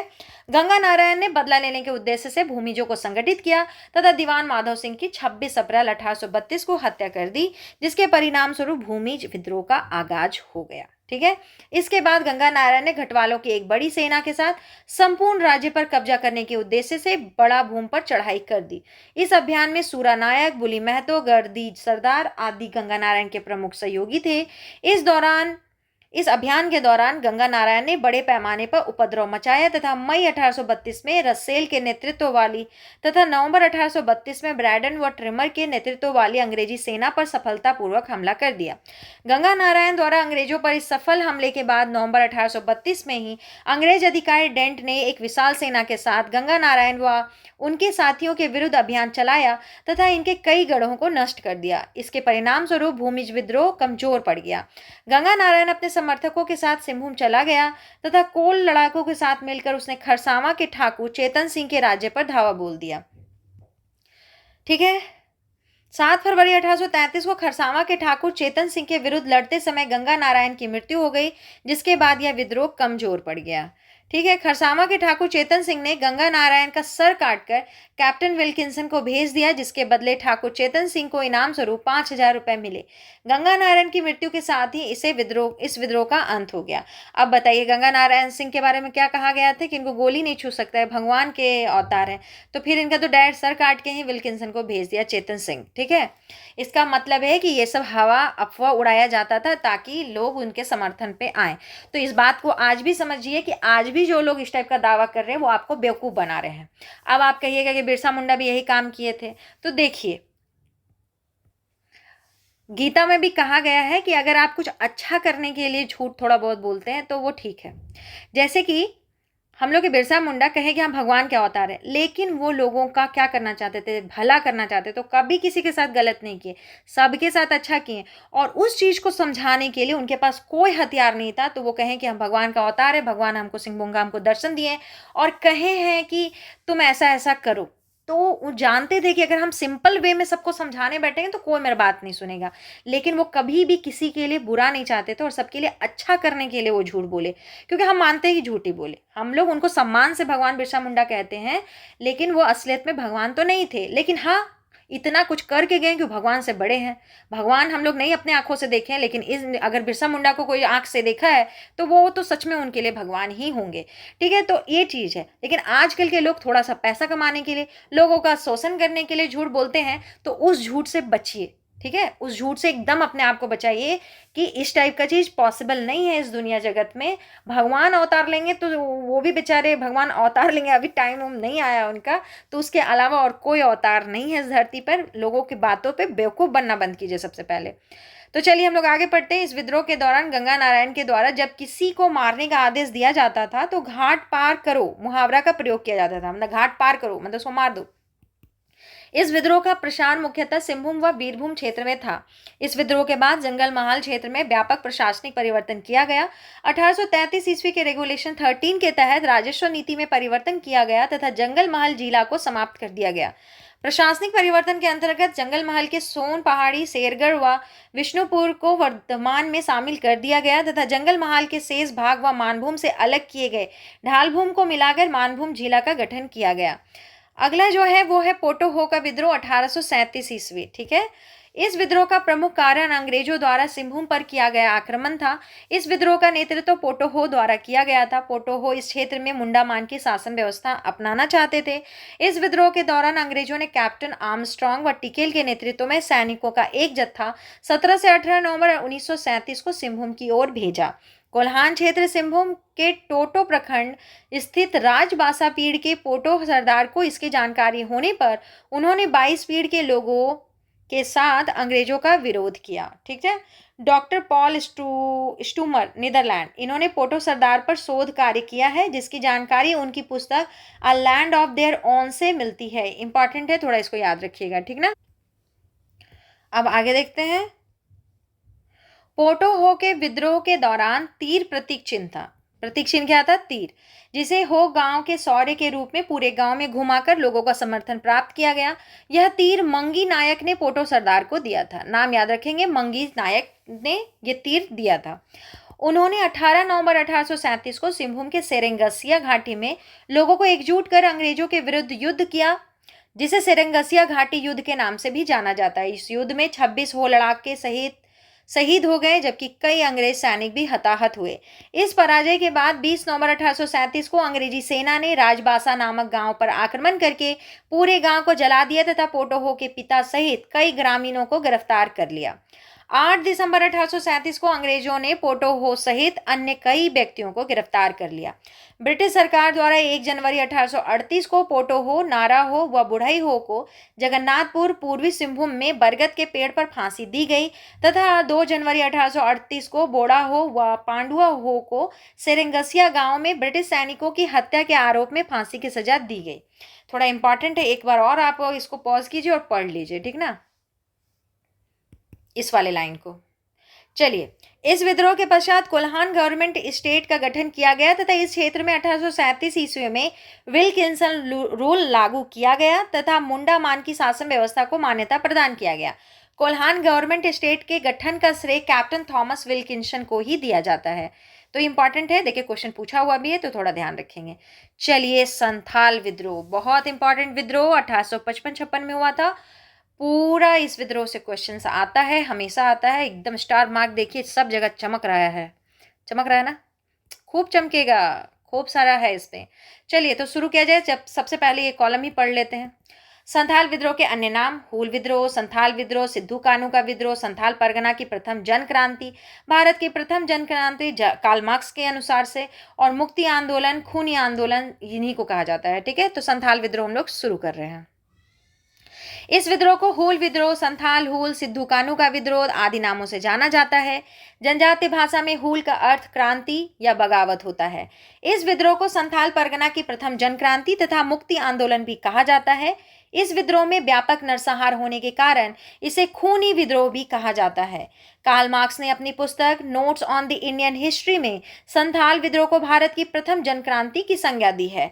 SLSO मूले ने इस विद्रोह को मुठभेड़ की संज्ञा दी है। इस विद्रोह को सिद्धू कानू, चांद भैरव, फूलो झानो ने प्रारंभ किया। ये सभी आपस में भाई बहन थे। धन्य हैं वो माता पिता जिनके इतने अच्छे अच्छे बच्चे थे, नहीं, छेओ के छेओ, एकदम बहादुर। संथाल परगना क्षेत्र में 1790 ईस्वी तक संथालों का निवास नहीं था। विभिन्न क्षेत्रों में हो रहे शोषण से मुक्ति हेतु इन्होंने संथाल परगना के क्षेत्र को अपना निवास स्थान बनाया। 1815 से 30 के बीच सर्वाधिक संख्या में संथालों का इस क्षेत्र में आगमन हुआ था। इस क्षेत्र में बसे संथालों का धीरे धीरे विभिन्न प्रकार से शोषण प्रारंभ हो गया। जमींदारों द्वारा लगान की ऊंची दरें, महाजनों द्वारा अत्यधिक ब्याज दर पर ऋण, संथाल महिलाओं के साथ दुर्व्यवहार, ब्रिटिश सरकार, पुलिस व न्याय व्यवस्था द्वारा संथालों का शोषण आदि इसके प्रमुख और विभिन्न स्वरूप थे। ठीक है, हर तरफ से शोषण हो रहा था, तो थक हार के एक ही रास्ता निकलता है विद्रोह का। ठीक है, इसके अतिरिक्त भागलपुर से वर्धमान के बीच रेल लाइन बिछाने हेतु संथालों को बेगार करने हेतु विवश किया गया तथा बेगार करने से मना करने पर इन्हें शारीरिक दंड दिया जाने लगा। इस विद्रोह का प्रारंभ 1855 ईस्वी में तब प्रारंभ हुआ जब संथालों ने अंग्रेजी उपनिवेशवाद तथा अंग्रेजों व गैर आदिवासियों के शोषण के खिलाफ संघर्ष छेड़ने का निर्णय लिया। चलिए, विद्रोह के प्रारंभ से पूर्व एक स्थानीय साहूकार ने अपने घर में मामूली सी चोरी के आरोप में दिघी थाना दुमका के दारोगा महेश लाल दत्त की सहायता से संथालों को गिरफ्तार कर दिया तथा जेल में विजय मांझी नाम के एक व्यक्ति की मृत्यु हो गई। एक संथाल ने आक्रामक रूप दिखाते हुए दरोगा की हत्या कर दी, जिसका सभी संथालों ने समर्थन किया। तो यही है तत्कालीन कारण। ठीक है, तत्काल वही घटना हुआ जिसके चलते अब विद्रोह होगा। इसके बाद 30 जून 1855 को भोगनाडी गांव में लगभग 400 गांव के 6000 से अधिक आदिवासियों ने एक सभा की, जिसमें करो या मरो, अंग्रेजों हमारी माटी छोड़ो का नारा दिया गया तथा विद्रोह का बिगुल फूंका गया। 30 जून को हूल दिवस के रूप में मनाया जाता है। मोस्ट इंपॉर्टेंट क्वेश्चन, रट जाइए, कभी भी पूछेगा और पूछा हुआ भी है। इस सभा में सिद्धू को राजा, कानू को मंत्री, चांद को प्रशासक तथा भैरव को सेनापति नियुक्त किया गया। एकदम हम लोग एक लाइन में पढ़ते हैं ना, सिद्धू को राजा, कानू को मंत्री, चांद को प्रशासक, भैरव को सेनापति। और क्वेश्चन जब मिलान करने देगा ना तो उल्टा पलटा कर देगा और तब याद ही नहीं आएगा कि क्या था। ठीक है, ऐसे थोड़ा ध्यान से पढ़िएगा। ठीक है, सिद्धू, कानू, चांद, भैरव, तो पोस्ट के हिसाब से राजा, मंत्री, प्रशासक, सेनापति। ठीक है, इस सभा में सिद्धू कानू ने यह घोषणा की कि भगवान ने उन्हें निर्देश दिया है कि आज़ादी के लिए अब हथियार उठा लो। इसके साथ ही उन्होंने भविष्यवाणी की कि अब विदेशी शासन का अंत होने ही वाला है तथा अंग्रेज व उनके समर्थक गंगा पार लौटकर आपस में ही लड़ मरेंगे। इस विद्रोह का प्रारंभ संथाल परगना क्षेत्र से हुआ तथा धीरे धीरे हजारीबाग, वीरभूम एवं छोटा नागपुर आदि क्षेत्रों में विस्तृत हो गया। हजारीबाग में इस विद्रोह का नेतृत्व लुबाई या लुबिया मांझी, भैरव या बैरू मांझी, दोनों एक ही नाम है, पुकारू नाम है, अब जैसे भी आप पढ़िए दोनों सही है, जो ऑप्शन में दिख जाएगा उस हिसाब से टिक लगा लीजिएगा। वह अर्जुन मांझी ने तथा वीरभूम में गोरा मांझी ने किया था। अंग्रेजों ने अर्जुन मांझी पर 50 रुपए तथा गोरा मांझी पर 200 रुपए का इनाम घोषित किया था। ठीक है। गोड्डा में विद्रोह का नेतृत्व चाणकू महतो के द्वारा किया गया। चाणकू महतो को 1850 ईस्वी में फांसी दी गई थी। विद्रोह के दौरान जमींदार, महाजन, पुलिस एवं सरकारी कर्मचारी का नाश नामक नारा भी दिया गया। इस विद्रोह का दमन करने हेतु 7 जुलाई 1855 को जनरल लॉयड के नेतृत्व में सेना की एक टुकड़ी भेजी गई, परंतु सेना का मेजर बारो संथालों के साथ युद्ध में पराजित हो गया। चलिए, बारो साहब तो आए थे लेकिन हार के चले गए, अब दूसरा अधिकारी भेजना पड़ेगा।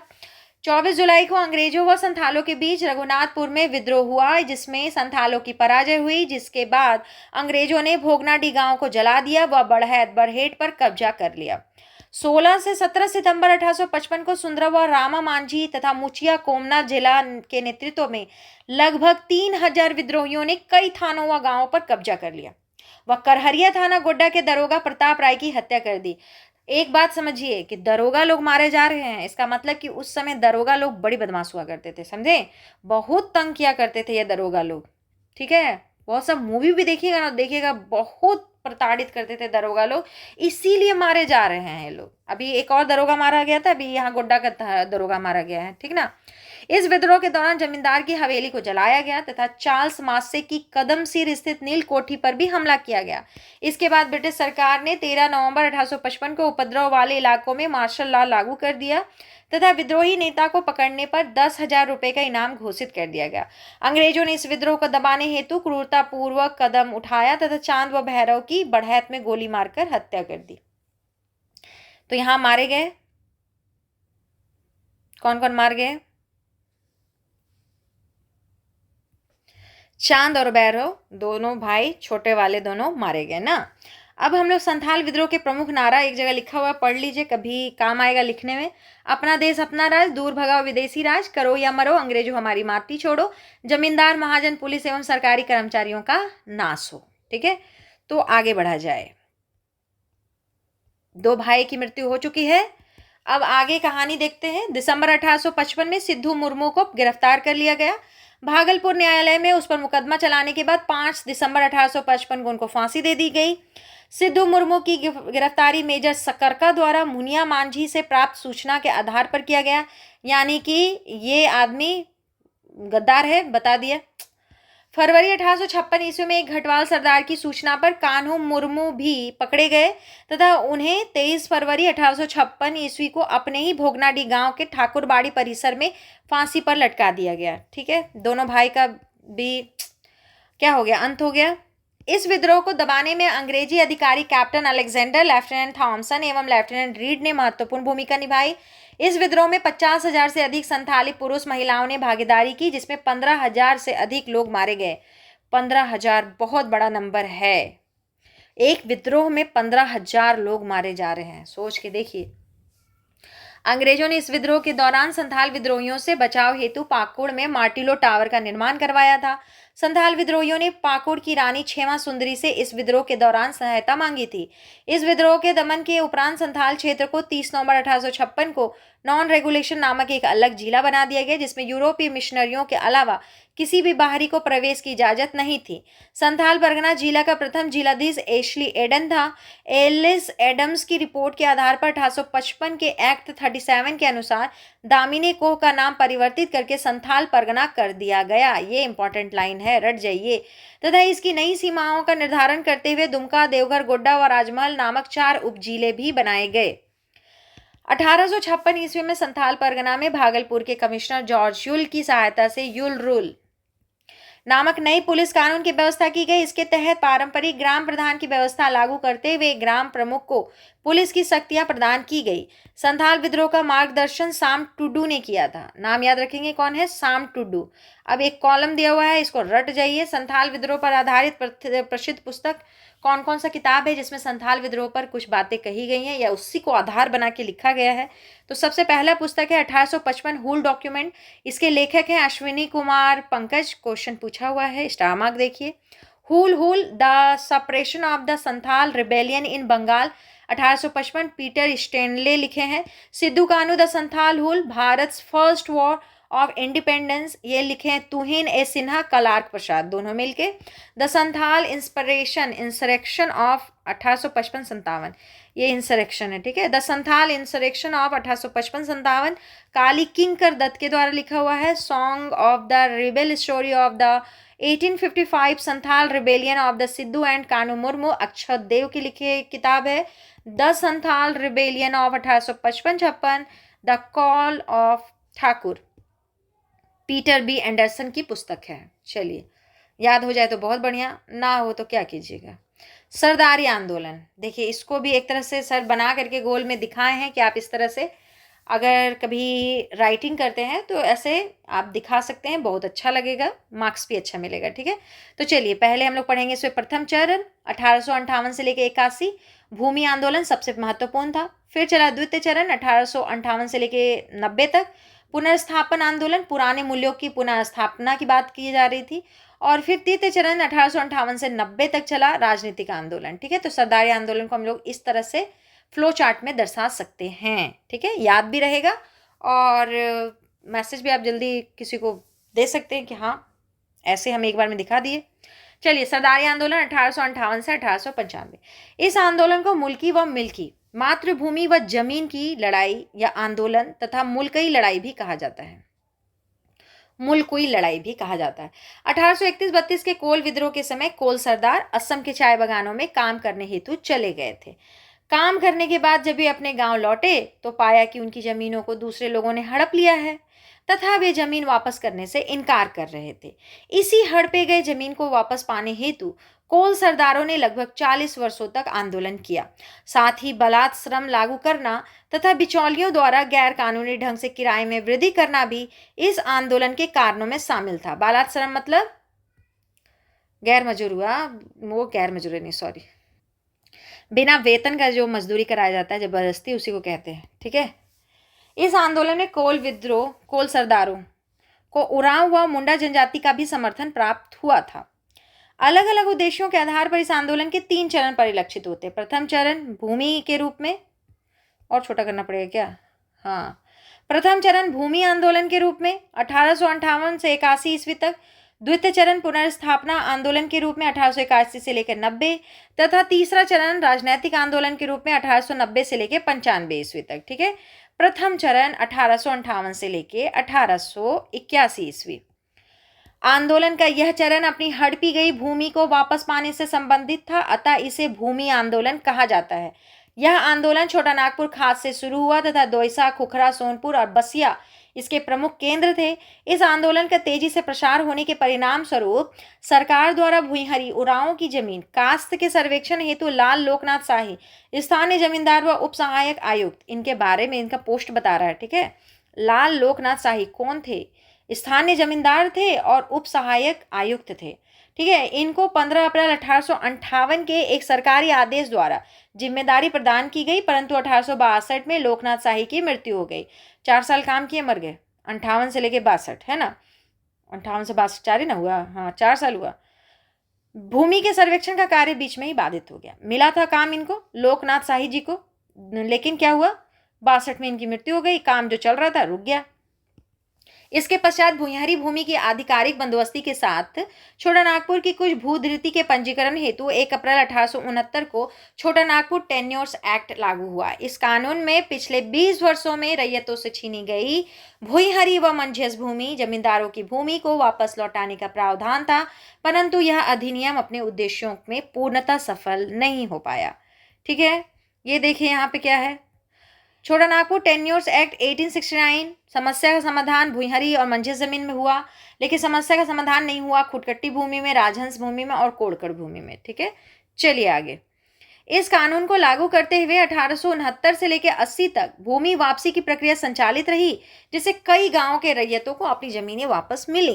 परंतु राजहंस भूमि जो राजाओं की भूमि हुआ करती थी, कोड़कर भूमि सदानों की भूमि और खूंटकट्टी जो मुंडाओं की जमीन है, उनकी बंदोबस्ती का प्रावधान इस कानून में नहीं होने के कारण सरदारी लोग पूर्णतः संतुष्ट नहीं हो सके। द्वितीय चरण क्या था? आंदोलन जो चला 81 से लेकर 90, मतलब 1881 से लेकर 1890। आंदोलन के इस चरण का मूल उद्देश्य अपने पारंपरिक मूल्यों को फिर से स्थापित करना था, अतः इसे पुनर्स्थापना आंदोलन कहा जाता है। आंदोलन के इस चरण के दौरान जॉन वेपहिस्ट नामक व्यक्ति के नेतृत्व में सरदारों ने छोटा नागपुर राज्य की राजधानी दौसा में स्थापित करके इसे स्वतंत्र राज्य घोषित कर दिया। इस आंदोलन के दौरान 1890 ईस्वी में कई आदिवासियों ने पादरी लिमेंस के आह्वान पर ईसाई धर्म स्वीकार कर लिया। ठीक है, चलिए। तृतीय चरण 1890 से 95 ईस्वी। इस चरण में यह आंदोलन एक राजनीतिक आंदोलन के रूप में परिणत हो गया। आदिवासियों ने अपनी हड़पी गई जमीनें वापस पाने हेतु विभिन्न ईसाई मिशनरियों, वकीलों आदि से बार बार सहायता मांगी, परंतु सहायता के नाम पर इन्हें हर बार झूठा आश्वासन दिया गया। परिणामतः आदिवासी इनसे चिढ़ने लग गए। ठीक है, ब्रिटिश शासन द्वारा दीकुओं और जमींदारों का साथ देने के कारण आदिवासियों व अंग्रेजी सरकार पर भी भरोसा नहीं रहा। परिणामतः आदिवासियों ने 1892 में मिशनरियों व ठेकेदारों को मारने का निर्णय लिया, परंतु मजबूत नेतृत्व के अभाव में वे इस कार्य में सफल नहीं हो सके। बाद में बिरसा मुंडा का सफल नेतृत्व की चर्चा होने के बाद सरदारी आंदोलन का विलय बिरसा मुंडा आंदोलन में हो गया। देखिए, आदिवासियों के आक्रोश का कारण दिया है मिशनरियां, वकील और अंग्रेज अधिकारी। मिशनरियां जर्मन लूथरन मिशन, डॉक्टर नॉटरेड बॉडी एंड रोमन कैथोलिक मिशन, लीमेंस एंग्लिकन मिशन। देखिए, लोग बेवकूफ़ बना रहे थे सबको ना, कह रहे थे कि ईसाई धर्म अपना लो, तुम लोग भगवान में ताकत नहीं है, मेरा भगवान तुम्हारा रक्षा करेगा। लेकिन रक्षा तो कोई नहीं कर पाया। इन लोगों का जमीन छिन रहा था, छिनता ही गया, इनकी स्थिति बदतर हो रही थी, होते ही चली गई। और ये लोग धर्म परिवर्तन कराने के बाद इन लोगों को कोई खास छूट दे के रखे नहीं, इनकी कोई सहायता किए नहीं, तो मोहभंग इनसे हुआ। वकील क्या था? पैसा लूट के चल जाता था। 1 लाख से अधिक रुपए की वसूली, परंतु इंसाफ नहीं दे पाए। वकील का काम क्या है? जितना डेट पड़ेगा उतना उसका पैसा होगा। वो हालत पहले भी था, आज भी था, आज भी है मतलब। चलिए, अंग्रेज अधिकारी जमींदारों व दीकुओं की ओर अधिक झुकाव। इनको जो पैसा ला के देगा उसी को ना बात सुनेंगे, और बड़े लोगों का तो बात अंग्रेज सुनेगा ही। तो इस तरह से तीनों के तीनों से मोह भंग हो रहा है इन लोगों का। ठीक ना, चलिए आगे। सफाहोड़ आंदोलन पढ़ेंगे अब हम लोग। ठीक, सफाहोड़ आंदोलन 1870 ईस्वी। सफाहोड़ का शाब्दिक अर्थ है साफ सुथरा मनुष्य। इसका एक अन्य अर्थ सिंगबोंगा के प्रति समर्थन भी था। इस विद्रोह के अंतर्गत लाल हेम्ब्रम उर्फ लाल बाबा ने आदिवासियों के धार्मिक व चारित्रिक उत्थान पर बल दिया तथा ये संथालों को सफेद झंडा प्रदान करते थे। लाल बाबा ने इस आंदोलन में शामिल लोगों को राम नाम का मंत्र दिया तथा मांस मंदिरा के सेवन से रोका। साथ ही घर के आंगन में तुलसी चौरा स्थापित करने व जनेऊ धारण करने का निर्देश भी दिया। इस आंदोलन के दौरान लाल बाबा ने संथाल परगना में देशों द्वारा दल की स्थापना की। चलिए, इस आंदोलन में लाल बाबा को पैका मुर्मू, पगान मरांडी, रसिक लाल सोरेन तथा भत्तू सोरेन का सहयोग प्राप्त था। बंगम मांझी भी इस विद्रोह के एक प्रमुख नेता थे। इस आंदोलन का संबंध मूलतः संथाल जनजाति से है। इस आंदोलन का मूल उद्देश्य संथालों में धार्मिक पवित्रता पर बल देना था। यह खरवार आंदोलन की ही एक उपधारा थी। चलिए, तो ये एक तरह से क्या कहेंगे, सामाजिक सुधार आंदोलन के नाम पे आप इसको पढ़ सकते हैं। अगला जो है, अब खरवार आंदोलन पढ़ेंगे। चलिए, 1874 ईस्वी खरवार आंदोलन। ये देखिए, स्टार मार्क दिख रहा होगा, क्वेश्चन पूछा हुआ है। स्टार मार्क मतलब क्वेश्चन पूछा है, मतलब कि आपको पढ़ना पड़ेगा, इससे क्वेश्चन आएगा। प्रथम चरण पढ़ेंगे सबसे पहले। खरवार संथालों की ही एक उपजाति है। किसकी है? संथालों की। तथा ये प्राचीन काल को अपना स्वर्ण युग मानते थे एवं अपने प्राचीन मूल्यों को पुनः स्थापित करना चाहते थे। इस प्रकार परंपरागत मूल्यों की पुनर्स्थापना हेतु एक जनजातीय सुधारवादी आंदोलन था। इस आंदोलन के दौरान एकेश्वरवाद व सामाजिक सुधार पर विशेष जोर दिया गया। इनका कहना था कि हम लोग पहले ही ठीक थे, पहले हम लोग का जो समाज था बहुत शुद्ध था, संस्कृति हमारी अच्छी थी, अब मिलावट हो गया है, चीज़ें बिगड़ रही हैं, लोग बिगड़ गए हैं, शराब वराब पीने लगे हैं, बहुत सारे देवी देवता का पूजा करने लग गए हैं। तो इन लोगों का मन था कि एक भगवान का पूजा करें और समाज में जो जो चीज़ गलत हो रहा है उसको सुधारे। ठीक है, इस आंदोलन की भागीरथ मांझी उर्फ बाबा के नेतृत्व में शुरुआत 1874 ईस्वी में संथाल परगना क्षेत्र में हुई थी। भागीरथ मांझी का जन्म गोड्डा के तलडीहा गांव में हुआ था। भागीरथ मांझी द्वारा नेतृत्व प्रदान किए जाने के कारण इसे भागीरथ मांझी का आंदोलन भी कहा जाता है।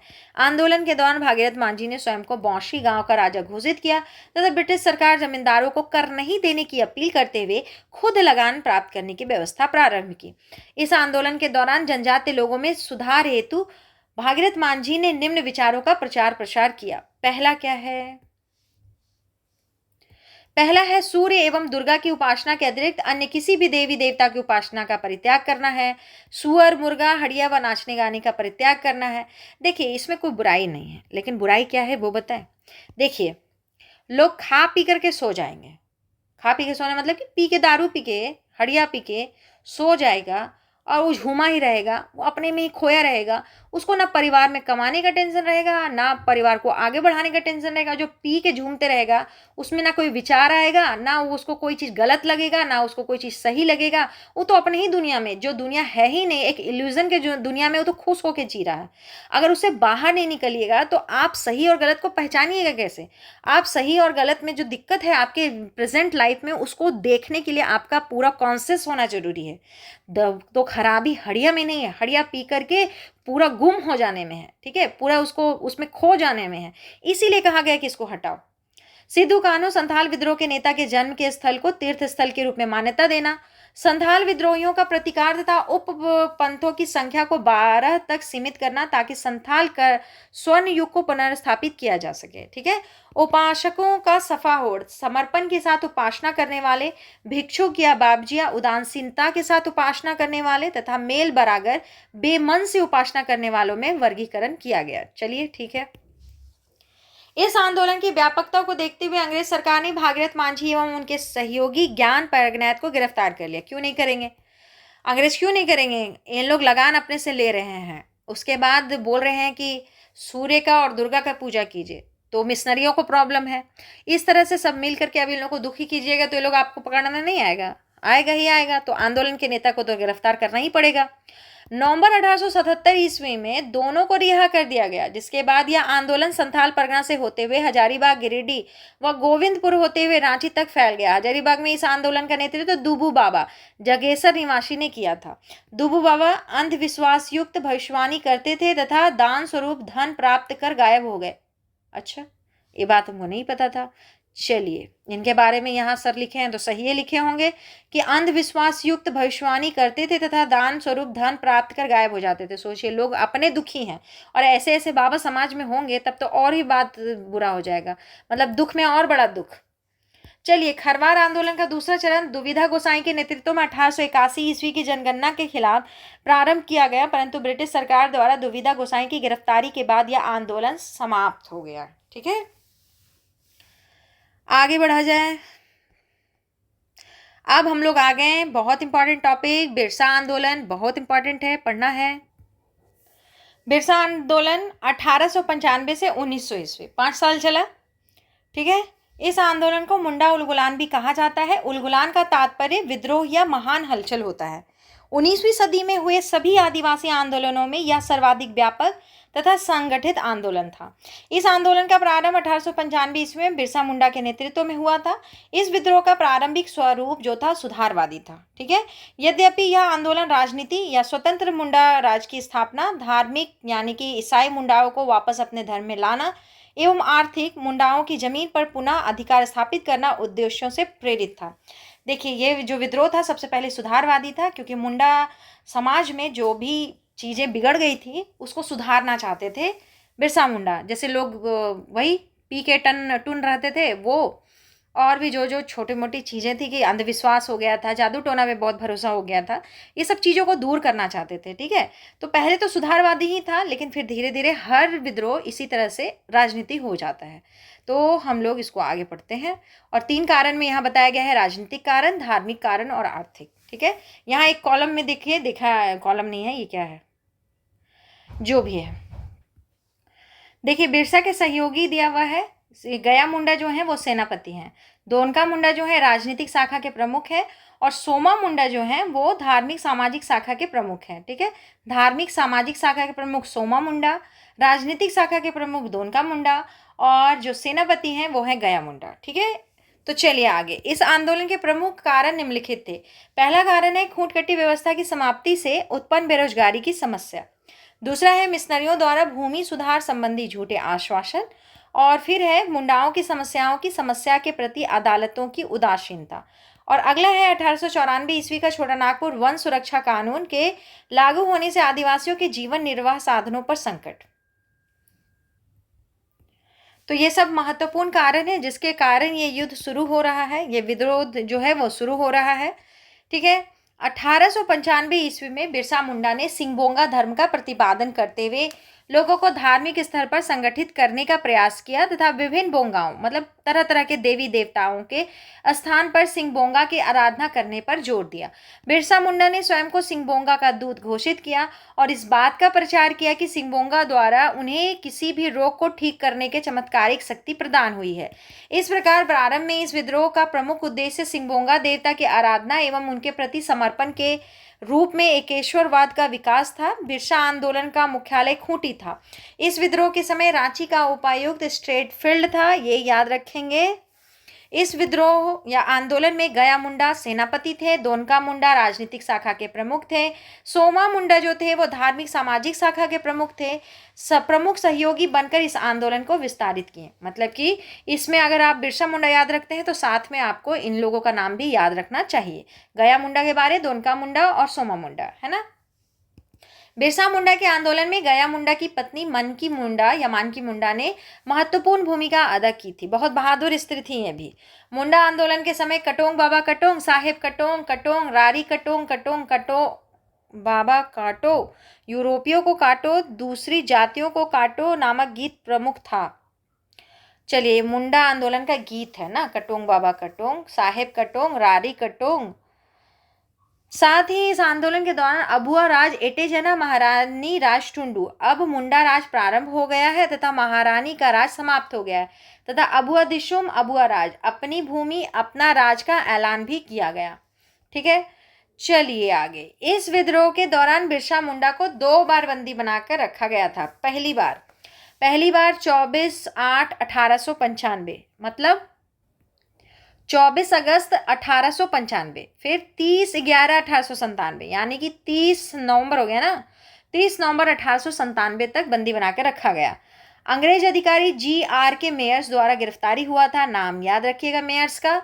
ब्रिटिश सरकार के खिलाफ षड्यंत्र के आरोप में गिरफ्तारी। इस गिरफ्तारी के बाद बिरसा मुंडा को 2 वर्ष का सश्रम कारावास और 50 रुपए का जुर्माना लगाया गया था, परंतु जुर्माना नहीं चुका पाने के कारण उन्हें 6 माह का अतिरिक्त कारावास दिया गया था। उस समय 50 रुपए का बहुत वैल्यू था, कहाँ से लाते बेचारे 50 रुपया, तो इनको और 6 महीना का कारावास बढ़ा दिया गया। इस दौरान बिरसा मुंडा को हजारीबाग जेल में रखा गया। 30 नवंबर 1897 को 97 है ना, 97 को महारानी विक्टोरिया की हीरक जयंती राजगद्दी के 60 वर्ष के अवसर पर बिरसा मुंडा को रिहा कर दिया गया था।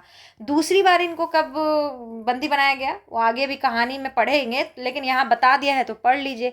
3/2/1900 मतलब कि 3 फरवरी 1900 ईस्वी में और इनको गिरफ्तार किया गया और 9 जून 1900 को रांची में तो इनकी मृत्यु हो गई, है ना। 1897 में रिहा होने के पश्चात बिरसा मुंडा ने पुनः लोगों को संगठित करना शुरू किया तथा गांव-गांव घूमकर लोगों को हथियारबंद करना प्रारंभ कर दिया। 1897 में बिरसा मुंडा ने अपने 400 सहयोगियों के साथ खूंटी थाना पर हमला कर दिया। अगर हम लोग ढंग से बोले तो 1875 में जन्म लिए हैं और 1900 में मर रहे 25 साल की उम्र में, केवल और केवल 25 साल का उम्र।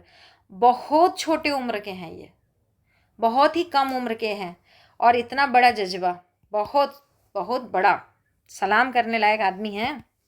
1897 ईस्वी में बिरसा मुंडा ने अपने 400 सहयोगियों के साथ खूंटी थाना पर हमला कर दिया था। 1898 में तजना नदी के किनारे मुंडा विद्रोहियों व अंग्रेजी सेना के बीच हुए लड़ाई में अंग्रेजों की पराजय हुई। 24 दिसंबर 1899 को बिरसा मुंडा ने डोंबारी बुरू में आयोजित एक सभा में अंग्रेजों के विरुद्ध विद्रोह करने का ऐलान किया तथा 25 दिसंबर 1899 को वास्तविक रूप से विद्रोह प्रारंभ कर दिया। चलिए, इस बार बिरसा मुंडा ने ठेकेदारों, हाकिमों, जागीरदारों व ईसाइयों को मारने की अपील की। बिरसा मुंडा ने घोषणा की कि दिखुओं से अब हमारी लड़ाई होगी तथा उनके खून से जमीन इस तरह लाल होगी जैसे लाल झंडा। इसके बाद इनके अनुयायियों ने आक्रामकता दिखाते हुए गिरजाघरों में आग लगाना प्रारंभ कर दिया। देश के विभिन्न समाचार पत्रों ने बिरसा मुंडा के आंदोलन का समर्थन किया तथा इसके संबंध में समाचारों का प्रकाशन किया। इसमें सुरेंद्र नाथ बनर्जी का बंगाली नामक समाचार पत्र प्रमुख था। बिरसा के विद्रोहियों ने 1900 ईस्वी में डोंबारी पहाड़ी, सैल रकब पहाड़ी पर स्थित पुलिस पर हमला कर दिया, परंतु अंग्रेज अधिकारी फारबेस व स्ट्रीट फील्ड के नेतृत्व में पुलिस ने विद्रोहियों पर जलियांवाला बाग की तर्ज पर भयंकर गोलीबारी की एवं विद्रोहियों को पराजित कर दिया। सुनिए, 1919 में हुआ था जलियांवाला बाग हत्याकांड, लेकिन उससे पहले ही देखिए यहाँ डोंबारी पहाड़ी पर इस टाइप का घटना हुआ है। बस झारखंड बहुत ज़्यादा लाइमलाइट में कभी भी नहीं रहा, कभी भी यहाँ उतना पॉपुलर, मतलब क्या कहते हैं, जैसे कि और क्षेत्र जैसे अमृतसर बहुत पॉपुलर है, उस टाइप के इधर पॉपुलैरिटी नहीं होने की वजह से इतना बड़ा कांड हो गया और किसी को इसके बारे में उस समय कोई शोरगुल नहीं हुआ, कोई हल्ला नहीं हुआ, ठीक है। लेकिन असली जलियांवाला बाग हत्याकांड जो हुआ था वो 1919 ईस्वी में हुआ था। लेकिन सोचिए कि यहाँ भी उसी टाइप का चीज़ हुआ है जिसके बारे में हम लोग पढ़ रहे हैं। ऐसे देश भर में इसकी जानकारी बहुत कम ही लोगों को होगी, है ना। तो बिरसा मुंडा को पकड़वाने हेतु अंग्रेजों ने 500 रुपये का इनाम घोषित किया था।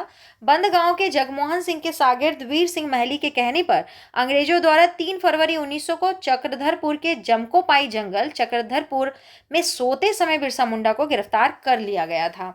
9 जून 1900 ईस्वी को रांची जेल में हैजा, कोलरा की बीमारी से अंग्रेजों के अनुसार बिरसा मुंडा की मृत्यु हो गई। अभी कोई ज़रूरी नहीं कि ऐसा ही हुआ होगा, लेकिन अब जो आपको खबर सरकारी मिलेगा उसी को आपको पढ़ के और याद करके चलना पड़ेगा।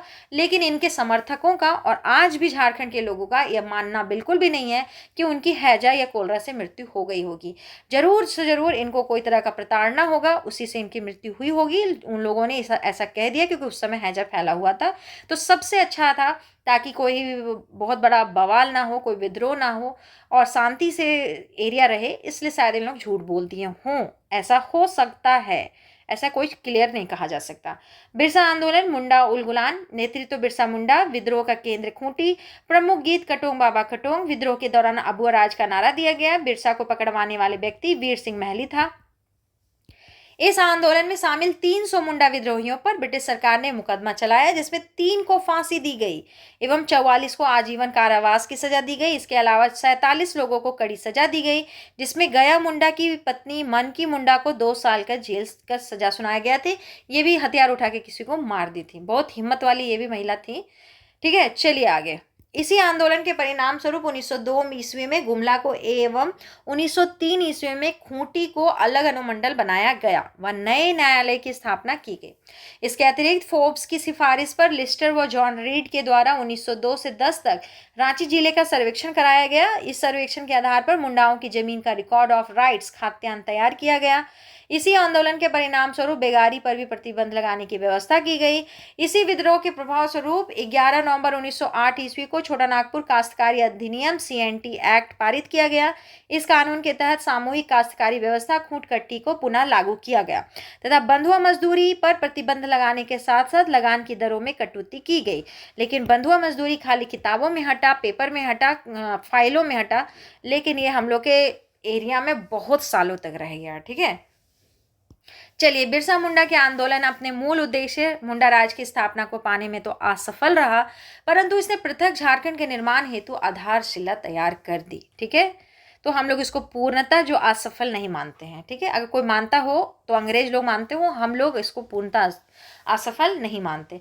बिरसा आंदोलन बिरसा मुंडा पर आधारित प्रसिद्ध पुस्तकें हैं, जैसे पहला है आर्नेयर अधिकार, महाश्वेता देवी जी के द्वारा लिखा गया है। अगला है the dust storm and hanging mist, a study of Birsa Munda and his movement in Chota Nagpur, Surendra Kumar Singh.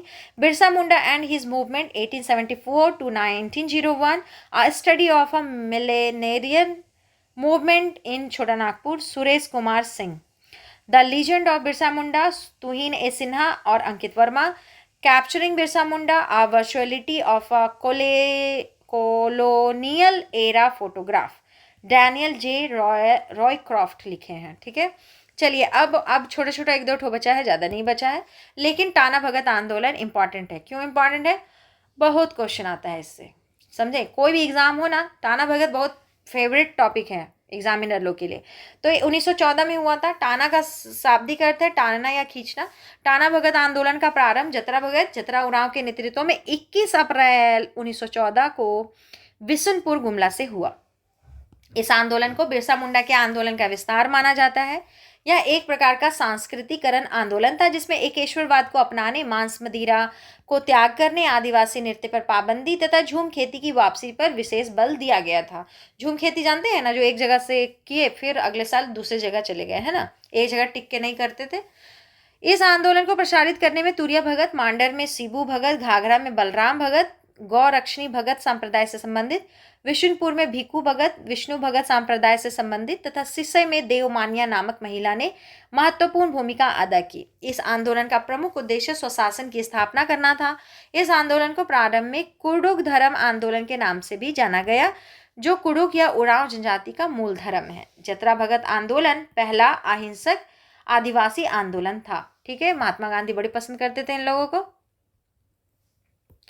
जतरा भगत को एक दिन हेशराग के निकट आरंगल ले पोखरा में स्नान करने के दौरान आत्मज्ञान की प्राप्ति हुई। पोखरा में डुबकी लगाकर निकलने पर उनके मुंह से अनायास एक गीत निकल पड़ा। टाना बाबा टाना, भूतनी के टाना, टन टून टाना, कासा पीतर माना, दोना पतरी खाना, मांस मदिरा मना, दारू मना, टाना बाबा टाना। टाना भगत आंदोलन, जतरा भगत, देखिए प्रथम चरण में जतरा भगत, द्वितीय चरण में जतरा भगत, बलराम भगत, भिक्खू भगत, देवमनिया, और तृतीय चरण में राष्ट्रीय आंदोलन का दौर। ठीक है, तो इसको अब हम लोग राष्ट्रीय आंदोलन मतलब कि जो गांधी जी लोग का आंदोलन चलता था उसमें जाकर के ये जाके मिल गए थे। ठीक है, 1916 में जतरा भगत को गिरफ्तार करके 1 वर्ष की सजा दे दी गई, परंतु बाद में उसे शांति बनाए रखने की शर्त पर रिहा कर दिया गया। जेल से रिहा होने के 2 माह के बाद ही जतरा भगत की मृत्यु हो गई। इनकी मृत्यु का कारण जेल में उनको दी गई प्रताड़ना थी। देखिए, जब ये आदमी सिर्फ और सिर्फ अपने समाज के उत्थान के लिए काम कर रहे हैं, कोई वैसा काम गलत नहीं कर रहे हैं जो कि अंग्रेज को दुखी होना चाहिए था, तब भी इसको पकड़ के जेल लेके चले गए। और जेल लेके चले गए तो चले गए, सोचिए कि जेल में कितना प्रताड़ना दिया गया कि जब जेल से छूट के आए तो इनको 2 महीने में ही इनकी मृत्यु हो गई। और 2 महीने में मृत्यु हो गई, इसका मतलब है कि जेल में ही अंग्रेजों को समझ में आ गया होगा कि ये आदमी अब ज़्यादा दिन तक बचेगा नहीं, और अगर ये मेरे जेल के अंदर मर गया तो ये लोग हमको छोड़ेंगे नहीं, है ना। और विद्रोह हो जाएगा, बहुत तरह का परेशानी हो जाएगा, शांति व्यवस्था बनाने में बहुत मुश्किल आएगा। इसलिए क्योंकि जेल के अंदर मर गए ऐसा बात सुनने पर, इसलिए लोग क्या किए, इसको जेल से हटा दिए, छोड़ दिए कि जाओ हम तुमको छोड़ देते हैं।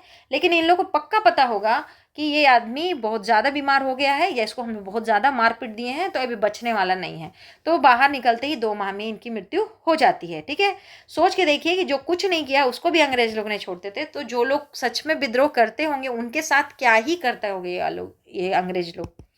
मानदड़ में इस आंदोलन के नेतृत्वकर्ता शिबू भगत द्वारा टाना भक्तों को मांस खाने की स्वीकृति प्रदान की गई, जिसके परिणाम स्वरूप टाना भगत 2 भागों में विभक्त हो गए। इनमें मांस खाने वाला वर्ग जुलाहा भगत तथा शाकाहारी वर्ग अरवा भगत, अरवा खाने वाले का नाम दिया गया। ठीक है, देखिए कभी भी कोई धर्म या कोई चीज़ ऐसा चलता है ना जिसमें भक्त लोग घटने लग जाते हैं, तो देखा जाता है कि आखिर भक्त लोग क्यों घट रहे हैं।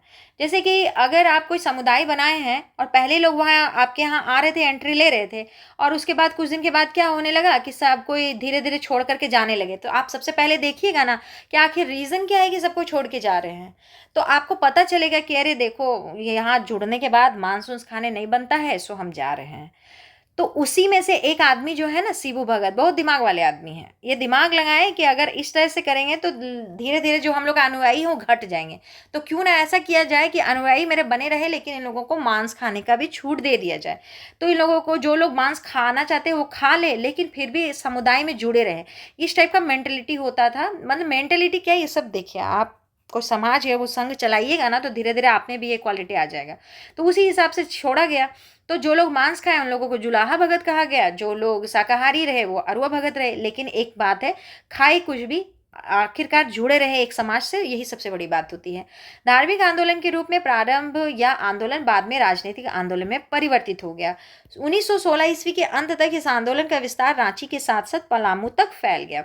टाना भक्तों ने पलामू के राजा के समक्ष स्वशासन प्रदान करने, राजा का पद समाप्त करने, भूमि कर को समाप्त करने तथा समानता की स्थापना की मांग रखी।